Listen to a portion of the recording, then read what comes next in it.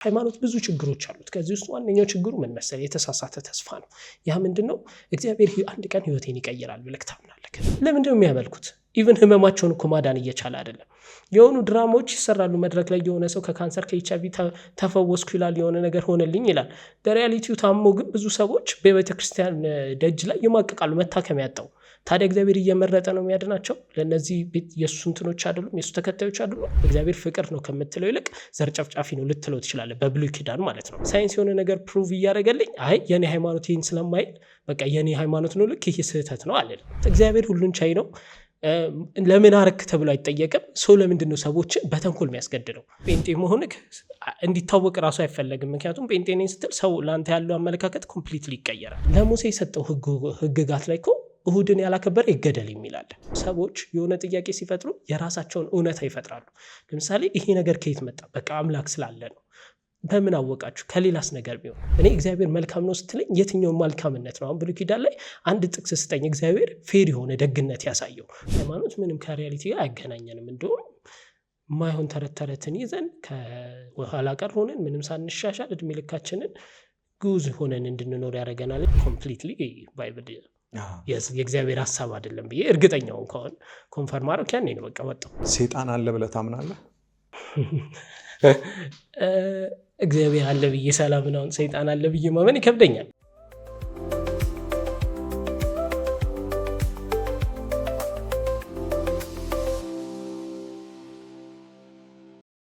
ሰላም ጤና ይስጥልኝ ውድ የዶቃ ፖድካስት ተከታታዮቻችን እንደምን ሰንብታችኋል? ከዚህ በፊት አንስተን ስንወያይባቸው ከነበሩ ጉዳዮች አንዱ እምነት ምንድን ነው፣ አማኝስ ማን ነው በሚል ርዕሰ ጉዳይ ከተለያዩ እንግዶች ጋር የተለያዩ ቆይታዎችን አድርገን ነበረ። በዛ ፕሮግራም ላይም ደግሞ በሌሎች ክፍል እንደምንገናኝ ቃል ገብተን ነበረ። ዛሬ ይሄን ርዕሰ ጉዳይ አስመልክቶ እምነት ምንድን ነው፣ አማኝስ ማን ነው በሚል ርዕሰ ጉዳይ ላይ ከወንድማችን ዳዊት እሸቱ ጋር የምንወያየው ጉዳይ ይኖራል። ዳዊት እንኳን በሰላም መጣ። እንኳን ደህና ቆያችሁኝ። ቴንኪው እናመሰግናለን። እንግዲህ አንዳንድ ቪዲዮዎችህን ስናይ የምትሰጣቸውንም ሀሳቦች ለምን አብረን ዲስከስ አናደርግም ብለን የጋበዝንህና ራስህን አስተዋውቅንና ለምን ወደዚህ ጉዳይ በምን ሀሳብ ኢንጌጅ እንደሆንክ ከዛ ወደ ጥያቄዎቹ እንገባለን። እሺ፣ ያው ስሜ ዳዊት ይባላል። ወደዚህ እንዴት እንደገባው ልንገርህና ያው በፕሮቴስታንት ሃይማኖት ውስጥ ነው ያደግኩት። እናቴ ፕሮቴስታንት ናት።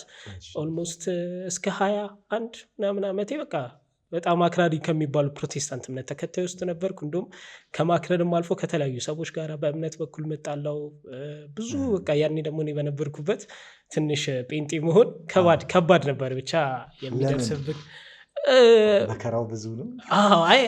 ያሳፍራል ነገር ነው። ጴንጤ መሆን በቃ በጣም ትልቅ ጫና ይደርስባል። ተማሪዎች ያገለዋል። እኛ አሁን ክላስ እያለሁ እስከ 10ኛ ክፍል እንዳልኩ በቃ ጴንጤ ነኝ፣ እከራከራለሁ፣ እጣላለሁ። ያ በራሱ የሚያመጣው ተጽዕኖ ነበረ።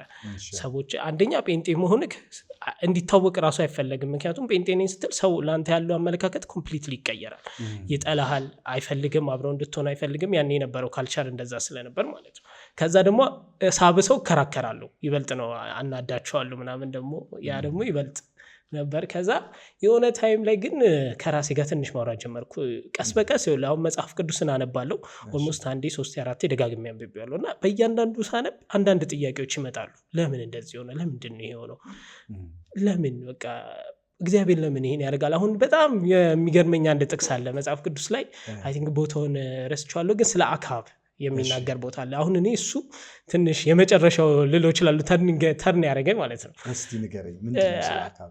እግዚአብሔር አክዓብን ሊያስተው ፈለገና ስብሰባ ጠራ ይላል። አብረውት ያሉትን ሰዎች ይጠራና ከእናንተ መሃል ማን ነው አክዓብን የሚያስትልኝ ብሎ ይጠይቃቸዋል። ከዛ እያንዳንዶቹ ማን እንደሆነ አይታወቅም። አይ ቲንክ መላእክት ወይ የሆኑ ነገሮች እኔ እንደዚህ እያረኩ አስትላለሁ፣ እኔ ደግሞ እንደዚህ ያደርግላለሁ፣ እንዲህ እያረኩ ምናምን ብለው የራሳቸውን ሀሳብ ያዋጣሉ። እግዚአብሔር አልተስማማም በእነሱ ሀሳብ። በመሀል ክፉ መንፈስ መጣ ይላል ከመሀላቸው። አብሯቸው ነበር ወይ ከየት ነው የመጣው? ያው አልተጻፈም። ከመጣ በኋላ ምንድነው የሚያነሳው ፖይንት? እኔ ሐሰተኛ ነብይ ሆኜ አፋቸው ላይ ነቢያቶች አፍ ላይ ይቀመጣለሁ፣ ሐሰተኛ ትንቢት እንዲነግሩ ታደርጋለሁ። እሱ እነሱን አምኖ ሲሄድ ይሞታል የሚል ሐሳብ ነበር። ኦልሞስት ወደ 400 ምናምን ነቢያት መጥተው ሰይጣን አፋቸው ላይ ሆኖ ማለት ነው ታሸንፋለህ ሂድ ተዋጋ ምናምን ይሉታል አካብን። አንድ ሚልኪያስ የሚባል ሰው ደግሞ ይመጣና ይሄ ነገር ውሸት ነው እኔ በራእይ አይቻለሁ ብሎ አሁን የነገርኩን ታሪክ ይነግረዋል ለአካብ። አሁን እንግዲህ አስበው 400 ነቢያት ምን እያሉት ነው? ውጣ ተዋጋ ታሸንፋለህ እግዚአብሔር ብሎናል እያሉት ነው። አንድ ሚልኪያስ ደግሞ መጥቶ ምን እያለው ነው? አይ ይሄ ውሸት ነው ራእይ አይቻለሁ ሲል አንተ በሱ ቦታ ብትሆን የትኛውን ታምናለህ? ምንም ሚልኪያስን መቀበል ከባድ ነው። 400 ነቢያት ናቸው እነሱ ሐሰተኛ ነቢያት አይደሉም ሲጀመር ነቢያት ናቸው። መንፈሱ በእግዚአብሔር ምሪት ነው መጥተው እነሱ ላይ የተቀመጠው። እነሱ ሪል ነው እየተናገሩ ያሉት ምክንያቱም የታያቸውን መንፈሱ በእግዚአብሔር ተመርቶ ነው። እንደውም እዛ ጋር እግዚአብሔር ይሁንልህ ይሳካልህ ሁላ ይለዋል። ስለዚህ ላይሆንለት ራሱ የሚችልበት ቻንስ የለም። ከዛ በቃ ወጣ ጦርነቱ እነሱን አምኖ ሄደ። ሚልኪያስን አሳስሮት በእነሱ ምሪት ሄደ። አካብ እዛው ተገደለ። አሁን እዚህ ጋር ትንሽ ግራ ያጋባል። እግዚአብሔር ነው ያስገደለው ወይስ አካብ ራሱ ነው የሞተው? አካብ እግዚአብሔርን ስላልሰማ ነው የሞተው ወይስ እግዚአብሔር ፐርፐዝ ላይ አጥምዶት ነው ያስገደለው የሚለው ሁለት ጥያቄ ነው። ምክንያቱም ራሱ እግዚአብሔር ነው ፕላኑን ያወጣው። እግዚአብሔር ፕላን አውጥቶ ደግሞ ሂድም ብሎታል። ሰይጣንን መርቆታል። በዛ እንትን ይሆንልህ ይሳካልህ ያው ቃል በቃል ያለውን ነው የምነግርህ። እግዚአብሔር ድራማ ነገር ነው እየሰራ ያለው። ሊገለው ቢፈልግ ቀጥታ መግደል ይችላል። እግዚአብሔር ሁሉን ቻይ ነው፣ ሉዓላዊ አምላክ ነው እንደተማርነው። ለምንድን ነው ይህን ሁላ ዙሪያ ጥምጥም የሚሄደው? ሰይጣንን ጠርቶ ሐሰተኛ ነቢያት አድርጓቸው ሐሰተኛ ትንቢት እንዲናገሩ አድርጎ ከዛም አካብን አስገድሎት ከዛ ትንሽ በቃ እዛች ጋር እዚህ ላይ እንትን አደረገ። የሆነ ድራማ ነገር ነው። አሁን ሰው ቢሆን ፊልም ላይ የምታየው ነገር አለ ሴራ ሲጠነስሱ ምናምን። ሰው አቅም ስለሌለው ነው የሆነ ሴራ የሚጠነስሰው የሆነ ቦታ አቅም የለውም። አንተን ቀጥታ መጥቶ ማጥቃት ካልቻለ ምን ያደርጋል? የሆነ ሲስተም ይጠቀማል በህግ እንዳይያዝ አንተን ለማግኘት ራሱ የሚከላከልበት። እግዚአብሔር ሁሉን ቻይ ነው። ለምን አረክ ተብሎ አይጠየቅም። ሰው ለምንድን ነው ሰዎችን በተንኮል የሚያስገድለው? አሁን አካብ በራሱ ጥፋት እንደሞት አድርጎ ነው እዛ ጋር እንዲሞት ያደረገው። ሌላ ቦታ ላይ ደግሞ ሳምሶንም ይላል እግዚአብሔርን በተንኮል ቃል በቃል እግዚአብሔርን በተንኮል ጥቅሱን እልክልሃለሁ ከስር ለማስቀመጥ እንዲመች እልክልሃለሁ። እግዚአብሔርን በተንኮል ሰው መንፈስን ላከና ያንን ያደረገው ምንድነው? ሳምሶን ሂዶ እንዲገላቸው የሚል ጥቅስ አለ። አሁን ይሄ ደግሞ ሰይጣንን ነው የላከው። ለምንድነው? ሂዶ እርስ በርስ እንዲገዳደሉ ቃል በቃል እግዚአብሔርን በተንኮል ብሎ ነው ሁላ የሚጀምረው ባይብል ላይ። ይህም አሁን ሁለተኛ ጥያቄ። ከዛ የኢዮብን ታሪክ ስታነሳ ደግሞ እግዚአብሔር መጥቶ ሰይጣንና እግዚአብሔር ተወራርደው የኢዮብን ህይወት መሀል ላይ ቁማር ነው። እግዚአብሔር ኢዮብን ይጠብቀው ነበር ይላል መጽሐፍ ቅዱስ ላይ ይወደዋል። ኢዮብም እግዚአብሔርን ይገዛለታል። ከዛ ሰይጣን መጣ ይላል። ሰይጣን መጣና እግዚአብሔር ምን አለው? አይ አንተ እኮ እየጠበቅከው ስለሆነ ነው እንጂ ይሰድብሃል። ከዛ እግዚአብሔር ነው እንዲህ አለ። አረ እንደዛ ያደረግ ምን ይተማመንበታል አለ። አይ እስኪ ጥበቀውን ለአንድ ቀን አንሳበትና ይስደብ አይስደብ እናያለው። አሁን እዚህ ጋር ሰይጣን እግዚአብሔር ማኒፕሌት ነው ያደረገው። የኢዮብን ጥበቃ እግዚአብሔር እንዲያነሳ ሰይጣን እግዚአብሔርን ማኒፕሌት አድርጎት እግዚአብሔር ደግሞ ራሱን ፕሩቭ ለማድረግ እኔ እኮ ነኝ እሱን እተማመናለሁ ለማለት ሙሉ የኢዮብን ህይወት ምስቅልቅል ነው ያወጡት። አሁን ይሄ ማናችንም ቢሆን እኮ እናወራለን ሰብካለን የኢዮብ ትዕግስት እያለን እናወራለን እንጂ እኛ ላይፍ ላይ እንዲሆን የምንፈልገው ነገር አይደለም። ይሄ የእግዚአብሔር ቃል ከማለት የሰው ሐሳብ ነው ወደ ማለት መጣና ሂስትሪውን ማጥናት ጀመርኩ ማለት ነው። መጽሐፍ ቅዱስ ማን ነው የጻፈው? እንዴት ነው የተጻፈው? መቼ ነው የተጻፈው? ከዛ ደግሞ እንዴት ነው እኛ ጋር የደረሰው የሚለውን ከባይብል ውጪ ሂስትሪካሊ የተለያዩ ጽሁፎችን ማንበብ፣ የተለያዩ ቪዲዮዎችን ማየት፣ በቃ በባይብል ዙሪያ ያሉትን ነገሮች ሁሉ ከሁለቱም ሳይድ ከተቃዋሚዎችም እንደገና ደግሞ ከራሳቸው ከክርስቲያኖች አሁን የኢትዮጵያ ኦርቶዶክስ ቤተክርስቲያን ማስተምሯል ለመጽሐፍ ቅዱስ ስለ አባቶች ቸርች ፋዘርስ የሚባሉት እንዴት መጽሐፍ ቅዱስ እኛ ጋር ዴሊቨር እንዳደረጉት ምናምን አለ። የእሷንም ማስተምሮች በተወሰነ በኩል አየው። ሂስትሪካሊም ያለውን እውነታ ሳየው ደግሞ በቃ ኮምፕሊትሊ ባይብል የእግዚአብሔር ሀሳብ አይደለም ብዬ እርግጠኛውን ከሆን ኮንፈርም አረው ያኔ ነው በቃ ወጣው ከፕሮቴስታንት። አሁን ለዳዊት የሆነ ጊዜ ፕሮቴስታንት ነበር እንዳልከኝ የሆኑ ጥያቄዎች መጡ። ከነዛ ጥያቄዎች በኋላ አሁን ዳዊት ምንድን ነው ማለት እንችላለን? ኤቲስት ነው? አግኖስቲክ ነው? ምን ቦክስ ውስጥ እንክተትህ ለማየት ወይስ ቦክስ የለህም? አግኖስቲክ በሚለው እንያዘው። አግኖስቲክ እግዚአብሔር ይኖር አይኖር አላቅም። አሁን ያለ ለማለት ማስረጃ ያስፈልጋል። አንድ ነገር አለ ስትል መኖሩን የሆነ የሚያረጋግጥልህ ነገር ያስፈልጋል። የለምም ለማለት ደግሞ ምን ማስረጃ አለ? ከአንድ ነገር እርግጠኛ መሆን አለብህ የለም ለማለት። አሁን እኔ ባለውበት ከረንትሊ የምቀበለው ሂስትሪካሊ ሳይንቲፊክ የሆነ ማስረጃ ያለው መረጃ ያለው በቃ ሪኔብል የሆነ ምንም ማያከራክር ነገር ነው። የመንፈስ ዓለም ግን ብዙ ጊዜ ከዛ ወገን ያሉ ሰዎች ሲገልጡ ሳይንስ ለምሳሌ ብዙ ነገሮችን ፕሩቭ እያደረገልህ ይመጣል። ሳይንስ የሆነው አንድን ነገር ማብራራት መቻሉ ጭምር ነው። የመንፈስ ዓለም ግን የሚብራራ አይደለም። መንፈሳዊ ዓለም እነዚህ ከተጨባጩ ዓለም ጋር የሚያያዝ አይደለም ብለው ይለዩታል። ይሄ መንፈሳዊ ዓለም አለ ብለህ ታምናለህ? እንዳልኩ አሁን ምን መሰለህ አለም የለምም ለማለት ማስረጃ ያስፈልጋል። አሁን ማላውቀውን ነገር ማውራት ሊሆንብኝ ነው። አለምም ካልኩ የለምም ካልኩ እኔ አሁን መኖሩና ለመኖሩን ማስረጃ ስለሌለኝ አላውቅም። አንተ ምንድነው የምታስበው ካልከኝ ሊኖር ይችላል ብዬ አስባለሁ። ግን ደግሞ ሊኖር ይችላል ያው ስለማናውቅ ነው። ግን ደግሞ አሁን እንዳልከው ማይብራራን ነገር ዘሴም ታይም እኮ እያብራራ ነው። አሁን አናብራራውም ያሉትን ነገር እያብራሩ ነው። እንደዚህ ነው እንደዚህ ያደርጋል እንዲህ ያደርጋል እያልን መልሰን እያብራራ ነው እኮ። ማይብራራና ማይታወቅ ከሆነ እኛ በምን አውቀን ነው እያብራራ ነው ያለ ነው። ይሄ ራሱ በራሱ ግጭት የሚፈጥር ነው ማለት ነው። ምክንያቱም አይብራራም ካልክ ዝም ብለህ ነው የምታልፈው። ይብራራል ካልክ ደግሞ ማስረጃ አምጥተህ በትክክል ተጨባጭ ሆነ የሚያረጋግጥ ነገር ነው የምታመጣው። ይህንን እንደው እንትን ካለ መልሰሃለሁ ወደኋላ። ለምሳሌ ሞራል የሚባል ነገር አለ አይደለ? አሁን ተነስተህ ሰው ግደል ብዬ ብለህ ትገላለህ? አትገልም። እንደነዚህ አይነት ኢሰንሶችን ሃይማኖታዊ የሆኑ ሰዎች ሲያብራሩ ኦልሬዲ በማንነታችን ውስጥ ፈጣሪ የጻፋቸው ነገሮች ናቸው አሉ። የሞራላዊ እሴቶቻችንን ፈጣሪ አስቀምጦታል ይላሉ። ለምሳሌ በዚህ ሊያብራሩልህ ይችላሉ። ፈጣሪ ስለመኖሩ ያንተን ዲዛይን ብናየው እንዲሁ ዝም ብለህ ልትመጣ አትችልም። ተመልከት እንዴት እንደምታስብ፣ የሰውነትህ አካል እንዴት እንደሚሰራ። የፀሐይ ፎር ኤግዛምፕል ሌትስ እንበልና ፀሐይ ካለችበት ወይንም ምድር ካለበት የተወሰነ ዲስታንስ ቢርቅ ኦር ደግሞ ግራቪቲ ቢጨምር ወይ ደግሞ ቢቀንስ ይሄ የምናየው ህይወት ሊኖር አይችልም። ይሄ ማለት ደግሞ በጣም ከዚህ ተፈጥሮ ጀርባ ትራንሴንድ ያደረገ አንድ አርክቴክት አለ ማለት ነው ብለው ያብራሩልሃል። ይሄን እንዴት ታየዋለህ?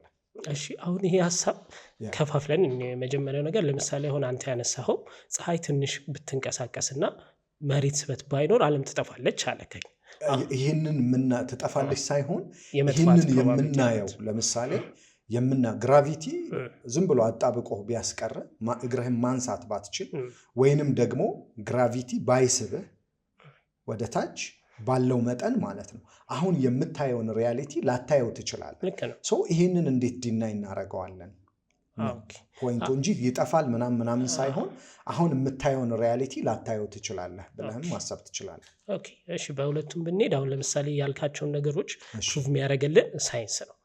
ሳይንስ ምን አድርጎት ነው አጥንቶት ተመራምሮ የተለያዩ ማስረጃዎችን ይዞ ይህ ነገር እንደዚህ ነው። ለምሳሌ ስለ መሬት ስበት እንዴት አወቀን ስትለኝ ከሳይንስ የመጣ ነው፣ ከባይብል አይደለም። ስለ ፀሐይ ያወቅነው እንዴት ነው ካልከኝ አሁንም ከሳይንስ ነው።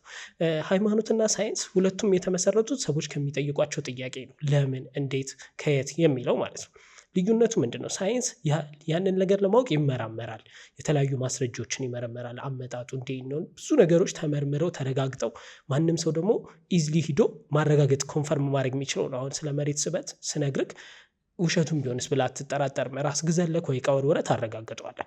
ወደ ሃይማኖት ስንመጣ ደግሞ ሰዎች የሆነ ጥያቄ ሲፈጥሩ የራሳቸውን እውነታ ይፈጥራሉ። ለምሳሌ ይሄ ነገር ከየት መጣ? በቃ አምላክ ስላለ ነው። በምን አወቃችሁ? ከሌላስ ነገር ቢሆን የሆነ ነገር የተሰራው ከሆነ ነገር ነው የመጣው፣ በራሱ አልመጣም።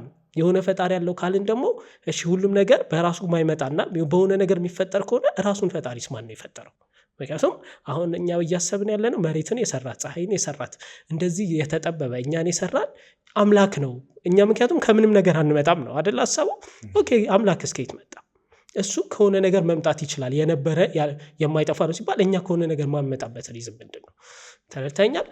አምላክ ከሆነ ነገር መምጣት ከቻለ እኛም ከሆነ ነገር መምጣት ምን ችግር አለው እኛ ብንመጣ? አሁን ይሄ የማስረጃና የመረጃ እንትን ነው። ጥያቄው በምን ፕሩፍ ይደረጋል፣ በምን ይረጋገጣል ነው እንጂ ብዙ ነገሮች ሊሆኑ ይችላሉ።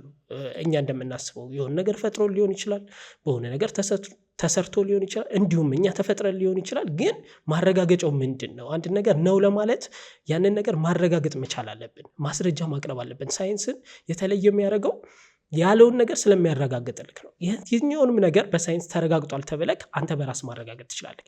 በቃ ሳይንስ ስላለ ብቻ የምንቀበለው ነገር አይደለም። ሳይንስ የተረጋገጠና ፕሩቭ መሆን የሚችል ነገር ነው። ሃይማኖት ግን ብዙ ሰዎች በቃ ሊሆን ይችላል ብለው ያስባሉ ነው። አሁን ልዩነቱ እንዴት መሰለክ? አሁን ሃይማኖት የተፈጠረው እንዳልኩ ሰዎች ሲፈጥሩ በቃ ሲያዩት ይህ ነገር የሆነ ነገር ሊኖር ይችላል ብለው የገመቱና መንፈሳዊ ነገር ውስጥ ይከቱታል። አሁን እንደ ሃይማኖት ሳቢ ቢሆን ሳይንስ የሚባል ነገር አይኖርም። ምክንያቱም እኛ የሆነ ነገር እናያለን፣ በቃ ይሄ አምላክ ነው እንላለን፣ አምላክን አንመራመርም። ስቲል የድንጋይ ዘመን ላይ ነበር ምንሆነው። የተሻሻል ነው አሁን ላለንበት የቴክኖሎጂ ታይም ላይ እየደረስ ነው ሳይንስ ስላለ ነው። ሳይንስ ደግሞ እንዴት ነው ስትል ስለሚያረጋግጠው፣ ሲያረጋግጥ የሆነ ነገር ስለሚሰራ ነው። ለዛ ነው ሃይማኖት ሰዎች የፈጠሩት። በቃ ይጠይቃሉ፣ ልክ ነው፣ ማን ነው የሰራው ማን ነው ይላሉ። ግን መልሱን ከየት አመጡት ነው አሁን ጥያቄው። መልሱን እግዚአብሔር መሆኑን በምን አወቀን? የሆነ አምላክ መፍጠሩን በምን አወቀን? ልክ ነው፣ ፀሐይ አለች፣ መሬት አለች፣ ሁሉም ነገር አለ። ግን ደግሞ ከየት ነው ያወቅነው እግዚአብሔር መስራቱ? አሁን ይሄ ስለማይረጋገጥ ነው። ያ ነገር ሊሆን ይችላል፣ ኦፍ ኮርስ ሊሆን ይችላል። ግን እኔ ሊሆን ይችላል ለሚባለው ነገር ህይወቴን መስጠት አለብኝ? ሊሆን ይችላል ተብሎ ሰዎች ስላሰቡት ነገር እኔ ላይፌን ሙሉ እሱን እያመለኩ ለሱ እየሰገድኩ ለሱ ብዬ የሆነ ነገር ትቼ መኖር አለብኝ? ወይስ ደግሞ ወደ ሳይንስ ሂጄ የራሴን ምርምር መራመድ፣ የራሴን ፈጠራ ማበርከት፣ ወደ ተሻለ ወደ ተለወጠ ነገር መምጣት ነው ያለብን? ያ እስቲ ወደ ኋላ ልመልስህና ቸርች ውስጥ ስንተኛ ክፍል ወይም በስንት ዓመትህ አቆምክ? በቃ ፕሮቴስታንት ነበርኩ ብለኸኛል። ከዚህ በኋላ ወደ ቸርች አልሄድም ያልከው? አክቹዋሊ አላልኩም፣ ወደ ቸርች አልሄድም አላልኩም። ምን መሰለህ፣ ምንድን ነው ያደረከው? ባይብልን አነበብኩኝ እንዳልኩ፣ ካጣሯቸው የራሴን ጥያቄዎችን ጠውኩ። ቀጥታ የወሰድኩት ወደ ቸርቾች ነው። ገባው የቸርች ፓስተሮችን ሳይቀር ያኔ በዙሪያ የነበሩ ሰዎችን መጠየቅ ጀመርኩኝ። ይሄ ነገር እንደዚህ ነው፣ ይሄ ነገር እንደዚህ ነው የሚለውን በጣም እንደውም ቸርቻውን ብትጠይቅ የሚያውቁኝ ብዙ ሰዎች በመከራከር ነው። ለምን እንደዚህ ሆነ እንደዛ ነው ነው የሚለው። እነሱ ደግሞ የሚሰጡት መልስ እነሱም መልስ የላቸውም፣ ከየት ያመጡታል? አሁን እኔ እያወራሁ ያለሁት ሂስትሪካሊ መጽሐፍ ቅዱስ አመጣጥ ነው። ኦፍኮርስ ቤተክርስቲያን የምታስተምረው አስተምሮ ነው መጽሐፍ ቅዱስ እንዴት እንደተጻፈ። መጽሐፍ ቅዱስ ስህተት አለው ወይ ብለህ የኢትዮጵያ ኦርቶዶክስን ቤተክርስቲያን ብትጠይቃት አዎ ስህተቶች ይኖሩታል ብላ ትመልስላለች። የታወቀ ነው ማለት ነው። ሰው እንዴት ፍጹም ሆነ ብለህ ብትጠይቃት ምን ይመልሱላል? ገባ መልስ አጣው። እዛ ቦታ ላይ መልስ የለውም። ከዛ በቃ የራሴን እንትን ፈጠርኩኝ። ኦኬ በቃ የሆነ ነገር አለ፣ የሆነ ጋር ሊኖር ይችላል። ሶ ችግር የለውም ቸርች ቤት ብማር፣ አንዳንድ የሚጠቅሙ ነገሮች ከሆኑ ለላይፌ ለውጥ የሚያመጡብኝ ከሆኑ አይጎዳኝም፣ ግዴታ ማመን አይጠበቅብኝም። ገብተዋል ብዬ ያው እሄዳለሁ አልፎ አልፎ። አሁንም ቢሆን ባይዘዌ ስብከቶችን እሰማለሁ፣ የእስልምና አስተምሮችን፣ የክርስትና አስተምሮችን። በቃ አንዳንዴ ጠቃሚ ሆነው ካገኟቸው ለላይፌ ላይ የሆነ ለውጥ ሊያመጡ ይችላሉ ካልኳቸው ዋይናት ለምን አልማርም እሄዳለሁ። ልዩነቱ ግን ምንድነው? በጣም አምርሬ የምከተለው ነገር የለም። በዛ መንግስት ሲመጡብኝ ልጣላ፣ ልግደልለት፣ እንዴት ትነኩኛላችሁ ምለው ነገር የለም። ከሪያሊቲ ጋር ልጣላም ነው። ሳይንስ የሆነ ነገር ፕሩቭ እያደረገልኝ አይ የኔ ሃይማኖት ይህን ስለማይል በቃ የኔ ሃይማኖት ነው ልክ፣ ይህ ስህተት ነው አልልም። ምክንያቱም ከእውነታው ጋር መስማማት አለብኝ። ያንን ነው የወሰንኩት፣ ከእውነታው ጋር መስማማት። እውነታው ምንድን ነው? ይሄ ነው። እኔ ምን አምናለሁ? የራሴ እምነት አለኝ። የራሴ እምነት ነው ራሴ ነው። በቃ ምንም አሁን ላይ እንዳልኩ በቃ ያው እውነታ የተረጋገጡ ነገሮችን ነው ማምነው። ጋድ ሊኖር ይችላል ወይ ብለህ ከጠየቀኝ ፐርሰናሊ ሊኖር ይችላል ብዬ አምናለሁ። ግን አረጋግጥልኝ ብለህ ብጠይቀኝ ላረጋግጥልህ አልችልም። አንተ እንዴት ገመትክ ካልከኝ አንዳንድ ነገሮች ከማያቸው ነገሮች የሆኑ ለውጦች ኦኬ ሊኖር ይችላል ብዬ አስባለሁ። ግን እስቲ ጥያቄ ውስጥ ነው፣ ማረጋገጥም አለብኝ ብዬ አላስብም። ለዚህ ሃይማኖት ዓለምን ሃይማኖታዊ ምልከታዎች አሉ። አሁን ሃይማኖት ዓለምን በትክክል እንድናይ የሚረዳን መሳሪያ ሳይሆን ዓለምን ወይንም ሪያሊቲን በትክክል እንዳንረዳ እንቅፋት ሆኖናል ብለህ ነው የምታስበው? ወደኋላ ይጎትተናል በጣም። ሃይማኖት ምንም ከሪያሊቲ ጋር አያገናኘንም። እንደውም ማይሆን ተረተረትን ይዘን ከኋላ ቀር ሆነን ምንም ሳንሻሻል እድሜ ልካችንን ጉዝ ሆነን እንድንኖር ያደርገናል እንጂ ለለውጥ ስናየው ወደፊት ለማደግ የተለያዩ ነገሮችን ለመለወጥ ጭራሽ የትኛውን ሀገር ጠቀመ? ሃይማኖተኛ ኢትዮጵያ እኮ 99% አማኝ ነው ያለበት ሀገር ነው። ኢትዮጵያ አሁን ምን ላይ ናት ያለችው? የሆነ ዘመን እኮ ኢትዮጵያ በጣም ተጽዕኖ ፈጣሪ የምትባል ሀገር ነበረች። የሆነ ጊዜ ጥሩ ታሪክ የነበራት በቀደምት የምትባል ናት። አሁን ሴት ናት። ከዓለም አመታት ነው ወደኋላ ያረግ ነው። አሁን ኢትዮጵያና አሜሪካ ብለህ ብትሄድ የ30 የ40 የ50 ዓመት ታሪክ ነው ገብተዋል የምታገኘው። ኢትዮጵያ ከአሜሪካ 50 ዓመት ወደ ኋላ ናት እንደማለት ነው። የ50 ዓመት ልዩነቱን የፈጠረው ምንድነው? ከሃይማኖት ይልቅ ወደ ሳይንስ ብናተኩርስ? አውሮፓን አሜሪካን የቀየራት እኮ ሃይማኖት አይደለም። ኦፍኮርስ እና አሜሪካ ለምሳሌ ሃይማኖት አላቸው፣ ግን ሃይማኖት ነው እንደ የቀየራቸው አይደለም። እውቀት ነው፣ መማር ነው፣ ሳይንስ ነው። ሶ ምንም ሃይማኖት ጭራሽ ነው የእኛን እይታ ወደኋላ ያስቀረን ይሆናል እንጂ በፍጹም ወደፊት አያራምድም። ዳዊት አንገትህ ላይ መስቀል ያለው ምንድን ነው? እሱ አሁን ሪፕሬዘንት የሚያደርገው ባይዘው የብዙ ሰው ጥያቄ ነው ይሄ ማለት ያው በልጅነትህ ፕሮግራም ስለሆንክ ከዛ ፕሮግራም መውጣት ስላቃተህ ነው። አሁንም ለኢየሱስ ስስ ልብ አለህ። ምንድን ነው እንደዛ እንድትሆን ያደረገ? ኢየሱስ እወደዋለሁ፣ ኢየሱስን የምር እወደዋለሁ። አንደኛ ልክ ነህ፣ ያው ፕሮቴስታንት ውስጥ ማደግክ በተለየ ሁኔታ ለኢየሱስ ፍቅር እንዲኖር ያደርጋል። ግን አሁንም እሱ ፍቅር ለእኔ አልተቀየረም። ሂስትሪካሊም ሳጠናው ኢየሱስ እንድጠላው ወይም ደግሞ ኢየሱስ ምንድን ነው ኢየሱስ እንድል የሚያደርገኝ ነገር አላየሁም። ይበልጥ እንደውም በክርስትና ከተማርኩት ይልቅ ሪስፔክት እንዳደረገው እንድወደው እንድከተለው የሚያደርግ ማለት ሀሳቦቹን እንድቀበል ማለት እንድከተለው አምላክ ነው ምናምን ወደሚለው ሳይሆን ኦኬ በቃ ይሄ ምሳሌ መሆን ይችላል፣ ለሰዎች መማሪያ መሆን ይችላል ብለህ እንደ ምሳሌ የምትከተላቸው ሰዎች አሉ። ልክ እንደዛ እንድለው ያደረገኝ ኢየሱስ። እኔ እንዴት እገልጠዋለሁ መሰለህ? ኢየሱስ ማለት 3 ዓመት ነው ያስተማረው። ሂስትሪካል ያለው ነው መጽሐፍ ቅዱስ ላይ ያለው ሳይሆን በሂስትሪ የተረጋገጠው 3 ዓመት ነው ያስተማረው። ከዛም ደግሞ ከድሆች ጋር ይኖር ነው የነበረ። ድሆችን ይወድ ያኔ ያልነበሩትን አስተሳሰብ ፋይት ያደርግ ነበር። አሁን እኛ ሃይማኖትን እንቃወማለን፣ ከሃይማኖት ጋር እንጣላለን አይደለ? ኢየሱስም ማለት ያ ነው። ያን የነበረውን አስተሳሰብ ያን የነበረውን የነሱን ተጽዕኖ ይሄ የሃይማኖት አባቶች የመንግስትን እንትን ይቃወም የነበረ ሰዎች መልካምነትን፣ ደግነትን፣ ፍቅርን ኢየሱስ የመጀመሪያው ሰባኪ ነው። ፍቅርን መጽሐፍ ቅዱስ ላይ ከኢየሱስ በፊት ፍቅርን የሰበከ የለም። ራሱ እግዚአብሔር ተጽፎታል ብለህ ብሉይ ኪዳንም እንዳለ ብታነብ እግዚአብሔር ፍቅር ነው ልትል የምችልበት አንድም ጥቅስ የለም። እግዚአብሔር ፍቅር ነው ከምትለው ይልቅ ዘር ጨፍጫፊ ነው ልትለው ትችላለህ፣ በብሉይ ኪዳን ማለት ነው። ምክንያቱም የተለያየ ጊዜ ሴቶችን የሚያስደፍር ትእዛዝ ሲሰጥ፣ ህፃናትን ሲያስገድል፣ ለእንስሳት እንኳን ሳይቀር እንስሳቶች እንዲገደሉ ትእዛዝ ሲሰጥ የነበረ አምላክ ነው ብሉይ ኪዳን ላይ ያለው ማለት ነው። ኢየሱስ የሚባለው ግን ያንን ሳይቀር እየተቃወመ ነው። ኢየሱስ መጥቶ የሚወድህን ብትወድ ምን ጥቅም አለው የሚጠላህንም ውደድ ብሎ ስለ ፍቅር ያስተምር የነበረ እና ሂስትሪካሊ እንደውም ስታየው ድሃ የነበረ ከድሆች ጋር ይውል ያድር የነበረ ሃይማኖት የመመስረት ሀሳብ ያልነበረው ፖለቲካሊ ምንም ኢንተረስት የሌለው ጀስት የእሱን ሀሳብና ትምህርቱን ያኔ ጁዊሽ ነበር። የጁሾችን አስተምሮ ብቻ ነበር የሚያስተምረው። በጁሾችም አስተምሮ ላይ አንዳንድ እንትኖችን ይቃወማል። ያን የነበሩትን አስተምሮች በተለይ ይሄ ስለ መግደል፣ ሰዎችን በድንጋይ ስለ መጨፍጨፍ ምናምን ብዙ ልክ ያልሆኑ አስተሳሰቦች ነበሩ። ስለ ሞራል አይታወቅም ያኔ ጊዜ ማለት ነው። ያንን ፋይት ያደረገ ነበር። በዛ ምክንያት ደግሞ የተገደለ ሰው ነው። በእምነቱ እስከ መሞት ደርሷል። 3 ዓመት አስተምሮ እንዲገደል ያደረገው ዋነኛው ምክንያት ያን የነበረው አስተምሮና ኢንፍሉዌንስ ነው። ሶ ኦፍኮርስ ለዓላማ መሞት ካለብኝ ከሱም አራለሁ። ለዓላማ መሞት አደንቀዋለሁ፣ ሪስፔክት አደርገዋለሁ። እያነሳቸው የነበሩ ሀሳቦች ዛሬም ድረስ ዓለም ላይ ትልቅ ተጽዕኖ ያመጡ ናቸው። ብዙ ጊዜ ይኸውልህ ኢየሱስ አሁን ሁሉም ሃይማኖቶች ይቀበሉታል። ካየክ እስልምና ነብይ ነው ብሎ ይቀበላል፣ የእሱን አስተምሮ ይቀበላል። ክርስትናም አምላክ ነው ይበሉት እንጂ የእሱን አስተምሮ ይቀበላሉ። እንዲሁም ደግሞ ወደ ከክርስትናም ከእስልምናም ውጭ አይ ቲንክ hinduism የተለያዩ 4000 ሃይማኖቶች አሉ። ከ4000 ሃይማኖቶች ከ50% በላይ የኢየሱስን አስተምሮች በማንነቱ ላይ ጥያቄ ቢያነሱ ይቀበሉታል። ሃይማኖት የለንም ብለው የሚያምኑ ኤቲስቶች ሳይቀሩ የኢየሱስን አስተምሮ ይቀበላሉ። እንዴት? ሞራል የሚለው ከየት ነው የመጣው? አሁን ህግ የወጣባቸው ብዙ የሞራል ህጎች ናቸው፣ የሞራል ትምህርቶች ናቸው የሚባሉት ከኢየሱስ የመጡ ናቸው። ኢየሱስ ናቸው ይህንን ነገር በደንብ ያስፋፋው። ሰው ምን ሪዝን አለኝ አሁን ኢየሱስን ለመቃወም ማለት ነው? እያወራህ ምን መጣልኝ መሰለ? ለምሳሌ ኢየሱስ ክርስቶስ በምድር ሳለ ከድሆች ጋር አብሮ ያሳልፍ ነበር ምናምን ብለኸኛል። ለምሳሌ ከድሆች ጋር አብሮ ማሳለፉ ምንድን ነው የሚገርመው ነገር? የእሱ ስታተስ ምን ነበር? በጣም ሀብታም ነበር? በጣም ንጉስ ነበረ? ለምሳሌ ድሃ ከሆነ ከድሃ ጋር ነው ማሳለፍ ያለበት። የት ያሳልፋል ታዲያ? ኦር ንጉስ ከነበረ ከድሃ ጋር ቢያሳልፍ ኢትስ አ ካይንድ ኦፍ ስቶሪ። ስለዚህ what makes it different? ኦኬ ምን አለ መሰለህ፣ ኢየሱስ ድሃ ነበር፣ ልክ ነው።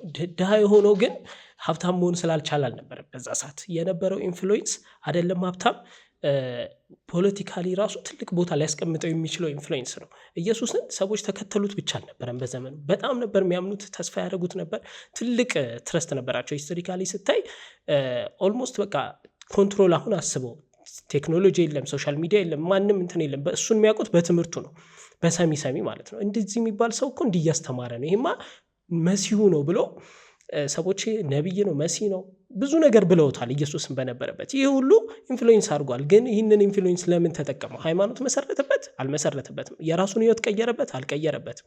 የተለየ ለውጥ አመጣበት? አላረገም። ያለውን እያካፈለ ሰዎችም ደግሞ ያላቸውን ነገር ለድሆች እንዲሰጡ እያረገ እድሜው ማለት ያ ሁላ ኢንፍሉዌንስ ኖሮት ውሎና ዳሩ ከድሃ ጋር ስቲል ለእነሱ ማዘን መራራት በቃ ጥሩ ልብ አለው የምትለው አላ። አሁን እኮ ይኸውልህ እኛ ጥሩ ስንሆን ተምረን ነው፣ መልካም ስንሆን ያለን እውቀት ነው። ማንም እኮ አላስተማረውም ኢየሱስን ጥሩ እንዲሆን መልካም እንዲሆን። ይሄ ሞራል የሚባለውን ነገር ማን አስተማረው? ያን ያልነበረ ሐሳቤ እኮ ነው። ግን አሁን አንተ ስትጀምርልኝ ምን ብለሃል መሰለህ? ለምሳሌ ኢየሱስ አምላክ ነው ብለህ አታስብም። በፍጹም አታስብም። የሱ አስተምሮቶች ላይ ደግሞ አባቴ ነው የላከኝ፣ በአባቴ ቀኝ ማንም ከኔ በስተቀር ወደ አብ ሊገባ አይችልም። እነዚህ ሁሉ የእሱ አስተምሮቶች ናቸው። ለዚህ ይሄ ማለት አባት አለኝ ይላል፣ ከዛ እኔ ልጁ ነኝ ይላል፣ መጥቻለሁ ይላል። ይሄ የእሱ አስተምሮት ነው። ይሄ አምላክ እንዲሆን የሆነ ኢንፎርሜሽን አይሰጥህም? እሺ ቆይ አሁን መልሼ አንድ ጥያቄ ልጠይቅህና ሀሳቡን ላብራራለህ። ለአንተ አምላክ ምንድን ነው? የኔ ሀሳብ ከገባበት እንትን ይሆናል። ለእኔ አምላክ ማለት የፈጠረ ማለት ነው። ፍጥረትን የፈጠረ ነው አምላክ ማለት ነው። ፈጣሪ ነው፣ የሚፈጥር ማለት ነው። ለምሳሌ አንድ ሰው ዝም ብሎ በሰውኛ ፈጣሪን ማስረዳት በጣም የሚከብድ ነገር ቢሆንም ልክ ባይሆንም እንድንግባባ ግን ለምሳሌ አንድ ሲኒ የሚሰራ ሰው ሲኒውን ሰርቶ ሲጨርስ ፈጠረ እንላለን። ሲኒውን ድንገት ክብ ላይሆን ይችላል፣ 4 ማዕዘን ሊያደርገው ይችላል፣ ወደ ታች ሊደፋ 2 ጆሮ ሊያደርግለት ይችላል፣ ድፍን ሊያደርገው ይችላል። ፈጠረ ማለት ነው። ሳምቲንግ የሚፈጥር ፈጣሪ ብለን እንላለን። ቅድምም እንዳስቀመጥኩልህ ምንድን ነው ለምሳሌ ዓለምን፣ ዩኒቨርስን፣ አጠቃላይ ነገሩን ስታይ ከዚህ እኛ ከምናስበው ትራንሴንድ ያደረገ ወይንም የበቃ ዲዛይነር እንዳለ አስባለሁ። ይህንን የፈጠረ ፈጣሪ ነው ብዬ አስባለሁ። ለእኔ ፈጣሪ እሱ ነው። ስለዚህ አሁን እሱ ነው ችግሩ። ምን መሰለክ፣ ሰዎች አሁን ለአንተ ፈጣሪ እንደዚህ ነው ልክ እንዴት መሰለ፣ ሰዎች ስለ ፈጣሪ የሚሰጡት ትርጉም እንደ ራሳቸው አመለካከት እንደ ራሳቸው እሳቤ ነው። ለዛ ነው የሆነ ነገር ሁሉን ቻይ የሆነ አምላክ ነው ብሎ ስለሚያስቡ በጣም ከነሱ አስተሳሰብ የተሻለ ሰው ሲያገኙ አምላክ ሆኖ ነው እንጂ እንደዛ ነው ወደ ማለት ነው ኢየሱስን የቆጠሩት። ለምሳሌ ከኢየሱስ የተሻለ አልበርት አንስታይን እኮ ዓለምን ሊቀይር የሚችሉ ብዙ ቴክኖሎጂዎች ያውቃል። ከሱ በፊት እንደ ዓለም ላይ እንደውም እንደሱ አይነት አስተሳሰብ የለውም የተባለለት ጭንቅላቱ ለምርምር ቀረበ የተባለ ብዙ አይነት ወሬ የተወራለት አልበርት አንስታይን ነው። ታዲያ እሱንም አምላክ ነው ብለን ልናመልከው ነው? ምክንያቱም እውቀትን ያየ ነው በጣም የተገረምንበት ሳይንቲስት እሱ ነው። ብዙ ቴክኖሎጂዎች አምጥቷል ዓለም ላይ። አሁን የምንጠቀምባቸው አብዛኛው ቴክኖሎጂዎች የእሱ ውጤት የእሱ ምርምር ናቸው። ሰው አምላክ ነው ልንለው ነው? አሁን ጥያቄው እሱ ነው። አንድን ነገር በጣም ስለወደድ ነው ስላስገረመን በጣም ደግሞ ለእሱ እንትን ስላልነው በቃ የሆነ ቦታ ሰቅለን እሱን የሆነ እንትን ማድረግ አለብን ማለት የለብንም። የሰው ልጅ አይደለም እኔ ስላስገረመን አይደለም ባይዘው ዴቭ እያልኩ ያለሁት የኢየሱስ አስተምሮቶች ኢምፕሬስ እንደሚያደርጉ ነግረኸኛል። ለምሳሌ ምንድነው ደግ መሆኑ፣ ማስተማሩ፣ አስተምሮቶቹ ኢምፕሬስ የሚያደርጉ ከሆነ ይሄ አሁን የምልህ እሱ ካላቸው ተብሎ መጽሐፍ ቅዱስ ላይ ከተቀመጡ ነገሮች ናቸው። እኔ እውነትም መንገድም ሕይወትም እኔ ነኝ፣ ከእኔ በስተቀር ማንም ወደ አብ ሊገባ አይችልም ይላል። አብ የሚለው ደግሞ ከሱ ትራንሴንድ ያደረገ አባት እንዳለ ኢየሱስ ያስተምራል። ወንድሞቼ ይላል፣ በአባቴ ቤት ይላል፣ በአባቴ ቀኝ ይላል፣ ስመጣ ይላል። ለዚህ እነዚህ ነገሮች ኢንፎርሜሽን አይሰጡህም ወይ ነው። እስካሁን እየተከታተላችሁ ላላችሁ ከልብ እናመሰግናለን። እንግዲህ ይህ ፕሮግራም ለሌሎች እንዲደርስ ሼር፣ ሰብስክራይብ እንድታደርጉን እንጠይቃለን። ቴንክ ዩ። ኦኬ እሺ፣ ልመለስ ወደኋላ። አይ ቲንክ ከመሀል ጀምሬብን መሰለኝ ሀሳብ። አሁን አንተ መጽሐፍ ቅዱስ ላይ የተጠቀሱትን ጥቅሶች በመጽሐፍ ቅዱስ የተጻፉትን ነው አምጥተህ እያቀረብክልኛለሁ። ስለዚህ መጽሐፍ ቅዱስን ማን ጻፈው? እውነት ኢየሱስ ያንን ተናግሮ ነበር ወይ ወደሚለው እንምጣ። አሁን እሱ ብሎ ነው ወይ ወደሚለው ስንመጣ የመጀመሪያው ነገር መጽሐፍ ቅዱስ የተጻፈው ኦልሞስት ኢየሱስ ክርስቶስ ከሞተ በኋላ ነው። ኢየሱስ ክርስቶስ በነበረበት ሰዓት ያስቡ የነበረው የጂውሾች አስተምሮ ነው። ጂውሾች ቶራ ነው ያለው፣ ሌላ የጂውሽ መጽሐፍ ቅዱስ ማለት ነው፣ ሌላ የለም። ኢየሱስም ደግሞ ሂስትሪካሊ ኮንፈርም የተደረገው በተለያዩ ማስረጃዎች የተረጋገጠው ጂውሽ እንደነበረ፣ የጂውሾችን አስተምሮ ያስተምር እንደነበር ነው። ራሱንም አምላክ አድርጎ ያስቀመጠበት ኢቭን መጽሐፍ ቅዱስም ላይ እኮ ያን ያህል ኢየሱስ ራሴ እኔ አምላክ ነኝ እኔን ተከተሉኝ ከኔ ውጭ እያለ ራሱን በአምላክ ቦታ ያስቀመጠበት አይደለም የምናገኘው። ከዛ ይልቅ የምናገኘው አንተ ያልካቸውንም ጥቅሶች ራሱ ብናያቸው ኢየሱስ ነብይ እንደሆነ የተላከ እንደሆነ ከራሱ በቃ አምላክ ልኮኝ ነው የሚለው ነው። ግን ደግሞ ሂስትሪካሊ በደንብ በትነን ስናየው እንዴት መሰለ መጽሐፍ ቅዱስ የመጀመሪያ የተጻፈው ኢየሱስ ከሞተ ከ50 ምናምን ዓመት በኋላ፣ እሱም የጳውሎስ ትምህርቶች ናቸው። ጳውሎስ ነው መጀመሪያ የመጽሐፍ ቅዱስ የአዲስ ኪዳን ጽሑፍ። ከዛ በኋላ ደግሞ ኖስቲክ ቡኮች አሉ። እነዚህ ኖስቲክ ቡኮች ከመጽሐፍ ቅዱስ ውስጥ እንዳይካተቱ የተደረጉ ከመጽሐፍ ቅዱስ ውስጥ የወጡ ትምህርቶች ናቸው። በነዛ ላይ ደግሞ ስናይ ኢየሱስ ክርስቶስ በተለየ ወይ ዲፋይን ይደረጋል። አሁን እነዚህ የቶማስ ወንጌል ሚላል ነው። ሂስቶሪካሊ ኢየሱስ አስተምሮታል ተብሎ የሚታሰበው አንደኛው መጽሐፍ የቶማስ ወንጌል ነው። ሁለተኛው የመቅደላዊት ማርያም ወንጌል አለ። እሱም ደግሞ ሂስቶሪካሊ ኮንፈርም የተደረገ ሞር ለኢየሱስ አስተምሮቶች ቅርብ ናቸው የሚለው ናቸው። እነሱም መጽሐፎች ስታይ ኢየሱስ እንደውም ሌላ ነው። ሌላ ያስተማረው ምንድን ነው? ልክ ነው ኢየሱስ ከእግዚአብሔር ተልኳል ብለው ያምናሉ። ኢየሱስ እግዚአብሔር ነው ብለው ግን አያምኑ። ምንድን ነው የሚያምኑት እነሱ? እውቀት ሊገልጥልን የእውቀት አስተማሪ ነው የሚለው ጠቅላላውን ኖስቲክ ቡኮች እንዳልኩ የቤተ ክርስቲያን አባቶች ከመጽሐፍ ቅዱስ እንዳይካተት በተለያዩ ዲቤቶች አወጧቸው እንጂ በእነሱ ጽሁፎች መሰረት ኢየሱስ ማለት አምላክ ወይም ደግሞ ነቢይ ወይ ለእኛ ኃጢአት ሞተ ምናምን ሳይሆን ኢየሱስ አምላክ እየፈጠረ ነው። የኖስቲክ ቡኮችን ላስረዳክ መጀመሪያ እንዲገባ። ኖስቲክ ቡኮች መጽሐፍ ቅዱስ ላይ እንዳይካተቱ በአራተኛው ክፍለ ዘመን ነገር ነው ከመጽሐፍ ቅዱስ እንዳይካተቱ የቤተ ክርስቲያን አባቶች ስብስብ አድርገው በ381 ማለት ነው ይሄ ይውጣሉ። ያንን ያደረጉበት ምክንያት አንደኛ እነሱ ያን ያስተምሩት ከነበረው አስተምረው ጋር ስለማይስማማ፣ አንዳንዶቹ መጽሐፎች ብዙ ውሸት አለባቸው ብላ ሳሰፉ፣ ዋናው ነገር እነሱ በቃ ስላልተቀበሏቸው ከመጽሐፍ ቅዱስ አወጡ እና እነዚህ ቡኮች ግን ምንድን ነው የሚሉት ነው።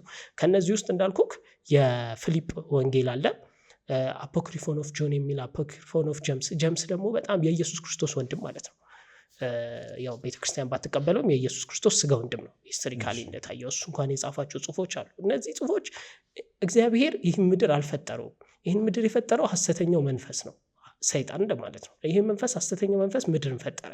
ከዛ በኋላ እግዚአብሔር ደግሞ ከዚህ ዩኒቨርስ ውጪ እውነተኛው አምላክ የላይት አምላክ ከዚህ ዓለም ውጪ ከዚህ ዩኒቨርስ ውጪ ነው ያለው። ይሄኛው ሐሰተኛው መንፈስ ምድርን ከፈጠረ በኋላ ሰውን ፈጠረ። ሰውን ግን ሲፈጥር ዳም እንዲሆን አድርጎ ነው።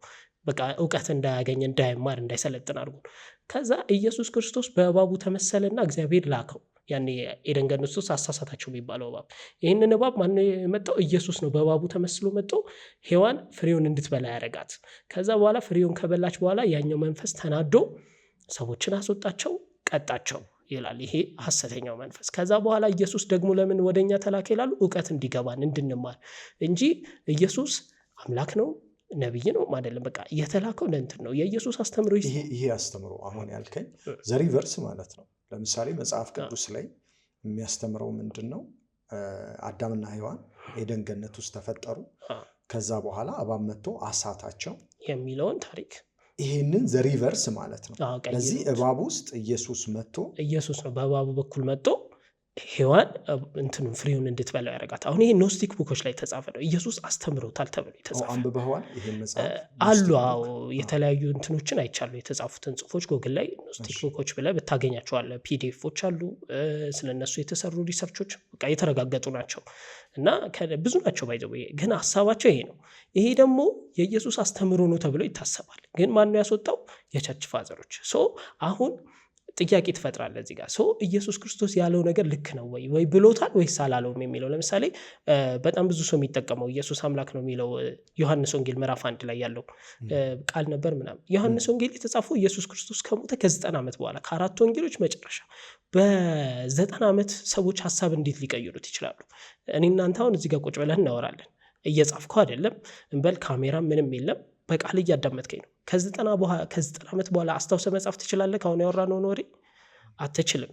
እነሱ ግን እንደዛ ነው ተጻፈ ተብሎ ማለት ቃል በቃል ተወራረሰ ብለው ጻፉት። ሲቀጥል ማን እንደጻፉ አይታወቅም። ባይዘው አራቱም ወንጌላት እኛ አሁን ዝም ብለን ዮሐንስ የማቴዎስ ምናምን እንበል እንጂ እነሱ ስለመጻፋቸው ምንም አይነት ማስረጃ የለም። ቤተክርስቲያንም እነሱ ናቸው ኤግዛክትሊ የጻፉት አትልም። ግን ያን የነበሩት የቸርች ፋዘሮች ጽሁፉን እያነበቡ ይሄን እንትና ጽፎት ሊሆን ይችላል፣ ይሄን ደግሞ እንትና ሊሆን ይችላል ብለው ስሙን የሰጡት ኦልሬዲ ጽሁፎቹ ከተጻፉ ከዓመታት በኋላ ነው።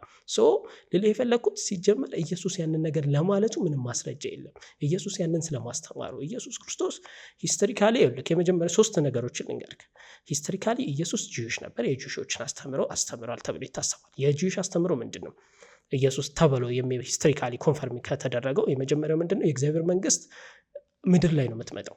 ሄቨን ሲኦል ምናምን የሚባል ነገር የለም። ምድር ላይ የእግዚአብሔር መንግስት ትመጣለች። ንስሐ ግቡ፣ በቃ ዘመኑ አልቋል፣ ምድር ላይ እንትን ይላል። ሁለተኛው ኢየሱስ አስተምሯል ተብሎ የሚታሰበው ምንድነው? አምላክ ውስጣዊ ነው። እኛ አምላክን ውስጣችን ነው የምናገኘው በእውቀት ማለት ነው። በማመን እምነት ምናምን ሳይሆን እውቀት በመማር በመረዳት አምላክን ውስጥ ታገኘዋለህ ይላል። ይህን ግን ቸርች ፋዘሮች አውጥተውታል። ለምን? ያላቸውን ኢንፍሉዌንስ ያጣሉ። አምላክ ውስጥ ነው ከተባለ የእነሱን ትምህርት ሂደህ ለምን ትማራለህ? ውስጥ ነው የምትፈልገው አይደለ? ሂስትሪ ያኔ የቸርች ፋዘሮች አውጥተውታል። ባጭሩ ምንድነው? ኢየሱስ ስለማለቱ ማስረጃ የለም። እነሱ ቸርች ፋዘሮች የጨመሩት ሀሳብ ወይም የሳፉት ሊሆን ይችላል ነው ብለን ታስበው ያው ሂስቶሪካሊ ኮንፈርም የተደረገው። አንድ ሰው አማኝ የሚባለው እንዲሁ የተነገረውን ስላመነ ነው ወይንስ የተነገረውን ነገር በጥርጣሬ ፕሩቭ ሲያደርግ ነው አማኝ ብለህ የምትለው? እሺ ትንሽ አሁን ሀሳቧ ሸዋጅ ነገር ናት። ሁለቱንም አማኝ ስለምንለው ማለት ነው። አዎ የቱ ነው ያመነው ለአንተ? ለምሳሌ አንዳንድ ሰው እንዲሁ በንጹህ ልብ ምናምን ይባላል። ዜሪዝ ነው ንጹህ ልብ ግን እሱ ትንሽ ትሪኪ ነገር ነው። ለምሳሌ አንድ ሰው እንዲሁ ወንጌሉ ይሄ ነው መጽሐፉ ይሄ ነው ብለህ ስትሰጠው ያንን ተቀብሎ ምንም ሳይጠይቅ ምን ያደርጋል?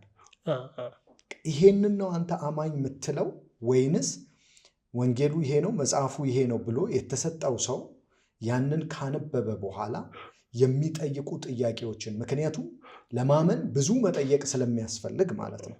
የቱ ነው ለአንተ ሳውንድ የሚያደርግልህ? ሴናሪዮ ዋናው ቱ ነው ጠይቁ ነው። ኦብቪየስሊ አንድ ነገር ከጠየቅ ደግሞ እየተጠራጠርክ ነው የምትሄደው። እየተጠራጠርክ አይደለም እያረጋገጥክ ነው። አንድ ነገር ስታምን ኦፍኮርስ ሁላችንም እኮ ብዙ ነገር እናምናለን። አሁን አንተ እናቴ አምናሃት እኮ ነው እናቴ ናት ስትል አይደለ? ከልጅነት ጀምሮ አባትህ ነኝ ስላለክ ነው አምነው። ግን በምንድን ነው ያመንከው? የሆነ ሰው መጥቶ አባት ነኝ ስላለክ ነው እንዴ ያመንከው? አይደለም። ሲያበላክ ሲያጠጣክ ለአንተ የሆነ ሰክሪፋይስ ይከፍል። እናትም ስታሳድገ ብዙ ነገር ለአንተ ሰክሪፋይስ ስታደርግ ይህ ነገር ኮንፈርም እያደረገልህ እኮ ነው። አንድ ነገር ለማመን የተነገረ ሁሉ እውነት እኮ አይደለም። ማጣራት መጠየቅ ያስፈልጋል። ይሄ ነው እምነት በማስረጃዎች ላይ እየተደገፈ ማለት። ኤግዛክትሊ ነገርየውን ሂደህ አሁን ዲኤንኤ ተመርመረ እንኳን አባትነቱን ባታረጋግጥም ግን ካሉት ነገሮች ኦኬ አባቴ ነው ምክንያቱም ይሄን ከፍሎልኛል ትላለህ። ልክ እንደዚሁ የሆነ ነገር ስለተነገረ ሳይሆን ብዙ ነገር ሊነገር ይችላል። አንድ ነገር እኮ አይደለም የተነገረን ሁሉ በማስረጃዎች መሰረታቸውን ከየት ነው የመጡት ምንድነው ለዛ ነገር ፕሩቭ የሚያደርገው የሚለውን ተረጋግጦ ያኔ ነው አማኝ ልንለው የምንችለው። ቅድም በጨዋታችን መሀል ምን አነሳህልኝ መሰለህ? ስለ እግዚአብሔርና ስለ ኢየሱስ አንስተህ እግዚአብሔር በጣም ጨካኝ ነው የሚል ሀሳብ አንስተህልኝ ነበር። እስቲ ምን ማለትህ ነው? ዋዴም መጽሐፍ ቅዱስን አንብበን ነው አሁን ስለ እግዚአብሔር የሚነግረን መጽሐፍ ቅዱስ ነው አይደለም? ከመጽሐፍ ቅዱስ ነው የምንማረው በክርስትና አስተምረው። ክርስትና ላይ የነበረው እግዚአብሔር ምን አይነት ባህሪ ነበረው የሚለውን እንመለከታለን። የመጀመሪያ ከዘፍጥረት ልነሳለሁ። እግዚአብሔር የሆነ ፍሬ ያስቀመጠ አትብለዋል። እነዚህ ሰዎች እኮ አልተማሩ፣ እውቀት የላቸውም፣ ምን እንደሆነ አያውቁም። ከዛ በኋላ ስለበሉት ምን ብሏቸው ነው መሰልክ? መጀመሪያ እንደውም አትብሉ፣ ስበሉ በበላችሁበት ሰዓት ሞትን ትሞታላችሁ አላቸው።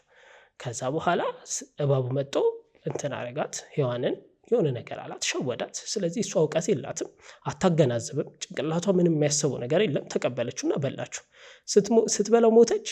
አልሞተችም። ስለዚህ እግዚአብሔር እዚህ ጋር አንድ ውሸት ዋሽቷታል ማለት ነው። ከዛ ግን እባቡ ግን እውነት ነግሯታል። ምን ብሏታል? ስበይ አትሞቺም፣ ምንድነው እውቀት ነው የሚገለጥልሽ፣ ክፉና ደጉን ትለያለሽ ነው ያሉት። ስለዚህ ስትበላ እንዳለው ክፉና ደጉን ነው ያወቀችው ከእግዚአብሔር ይልቅ። አሁን እዚህ ጋር ሰይጣን ልክ ነው በመጽሐፍ ቅዱስ አረዳ። ስለዚህ እግዚአብሔር ይዋሻል ብለን እንጀምራለን ማለት ነው። ሲቀጥል አስወጣቸው። ሞትን ግን ወደኋላ ትንሽ አስቀጥልሃለሁ። ሞትን ለምሳሌ ሞትን ትሞታላችሁ ሲባል አንዳንድ ጊዜ የስጋ ሞት ሳይሆን የመንፈስ ሞት እንደሆነ ያብራራሉ። ኦኬ ከዛ ከመለየትም ምናምንን ነው እንትን የሚሉት። ይሄ እንዴት ነው የምናየው?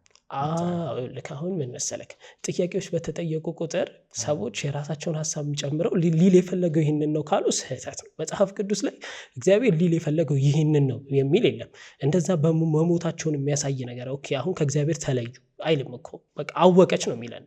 ገባ? ለምን አይጻፍም? አሁን የተጻፈ ነገር እኛ እኮ የእግዚአብሔር ቃል ነው ብለን እየተቀበል ነው። ያልተጻፈውን ነገር አይ ሊል የፈለገው ይህንን ነው ካል ከአንተ የእግዚአብሔርን ሀሳብ ታውቃለህ? ያኔ የነበረውን ምን እያሰበ እንዳለ ታውቃለህ? አታውቅም። ከየት አምጥተህ ነው ሊል የፈለገው ይህንን ነው የምትለው? መጽሐፍ ቅዱስ ይኸውልህ ከዘፍጥረት እስከ ራእይ እኮ ሞት ማለት ይሄ ነው ተብሎ የተብራራበት ቦታ የለም። ሞት ከእግዚአብሔር መለየት ነው ያለ የለም።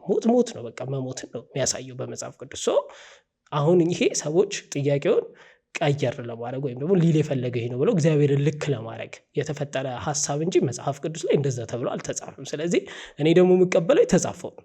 እሺ ለዚህ የመጀመሪያው ፓርት አዳምና ሔዋን ከኤደን በዛ መልኩ መውጣታቸው ጋድ ፌር አይደለም ወይንም ጨካኝ ነው ወደሚለው ወስደዋል። እስቲ ወደ ሁለተኛው እንሂድ። እዛ ጋር እግዚአብሔር አንደኛ ዋሽቷቸዋል፣ ሁለተኛ ደግሞ አንደኛ ፍሬውን ያስቀመጠው እሱ ነው። ምንም ነገር እውቀት የላቸውም፣ አላዘነላቸውም፣ አራራላቸውም። ዝም ብሎ በቃ አስወጣቸውና ካስወጣቸው በኋላ ያለው ነገር እኮ ነው ደስ ማይሉ ይበልጥ ረገማት ይላል። ስትወልድ በቃ ሴት ልጅ ስቃይ ህመሟን ማማጧ የእርግማን ውጤት ነው። በመጽሐፍ ቅዱስ እይታ አንተ እናትህ ስትወልድ ያማጣቸው የተሰቃየችው እግዚአብሔር ረግሟት ነው። ለዘመናት እየተሰቃዩ እንዲኖሩ ፈርዶባታል ማለት ነው እግዚአብሔር።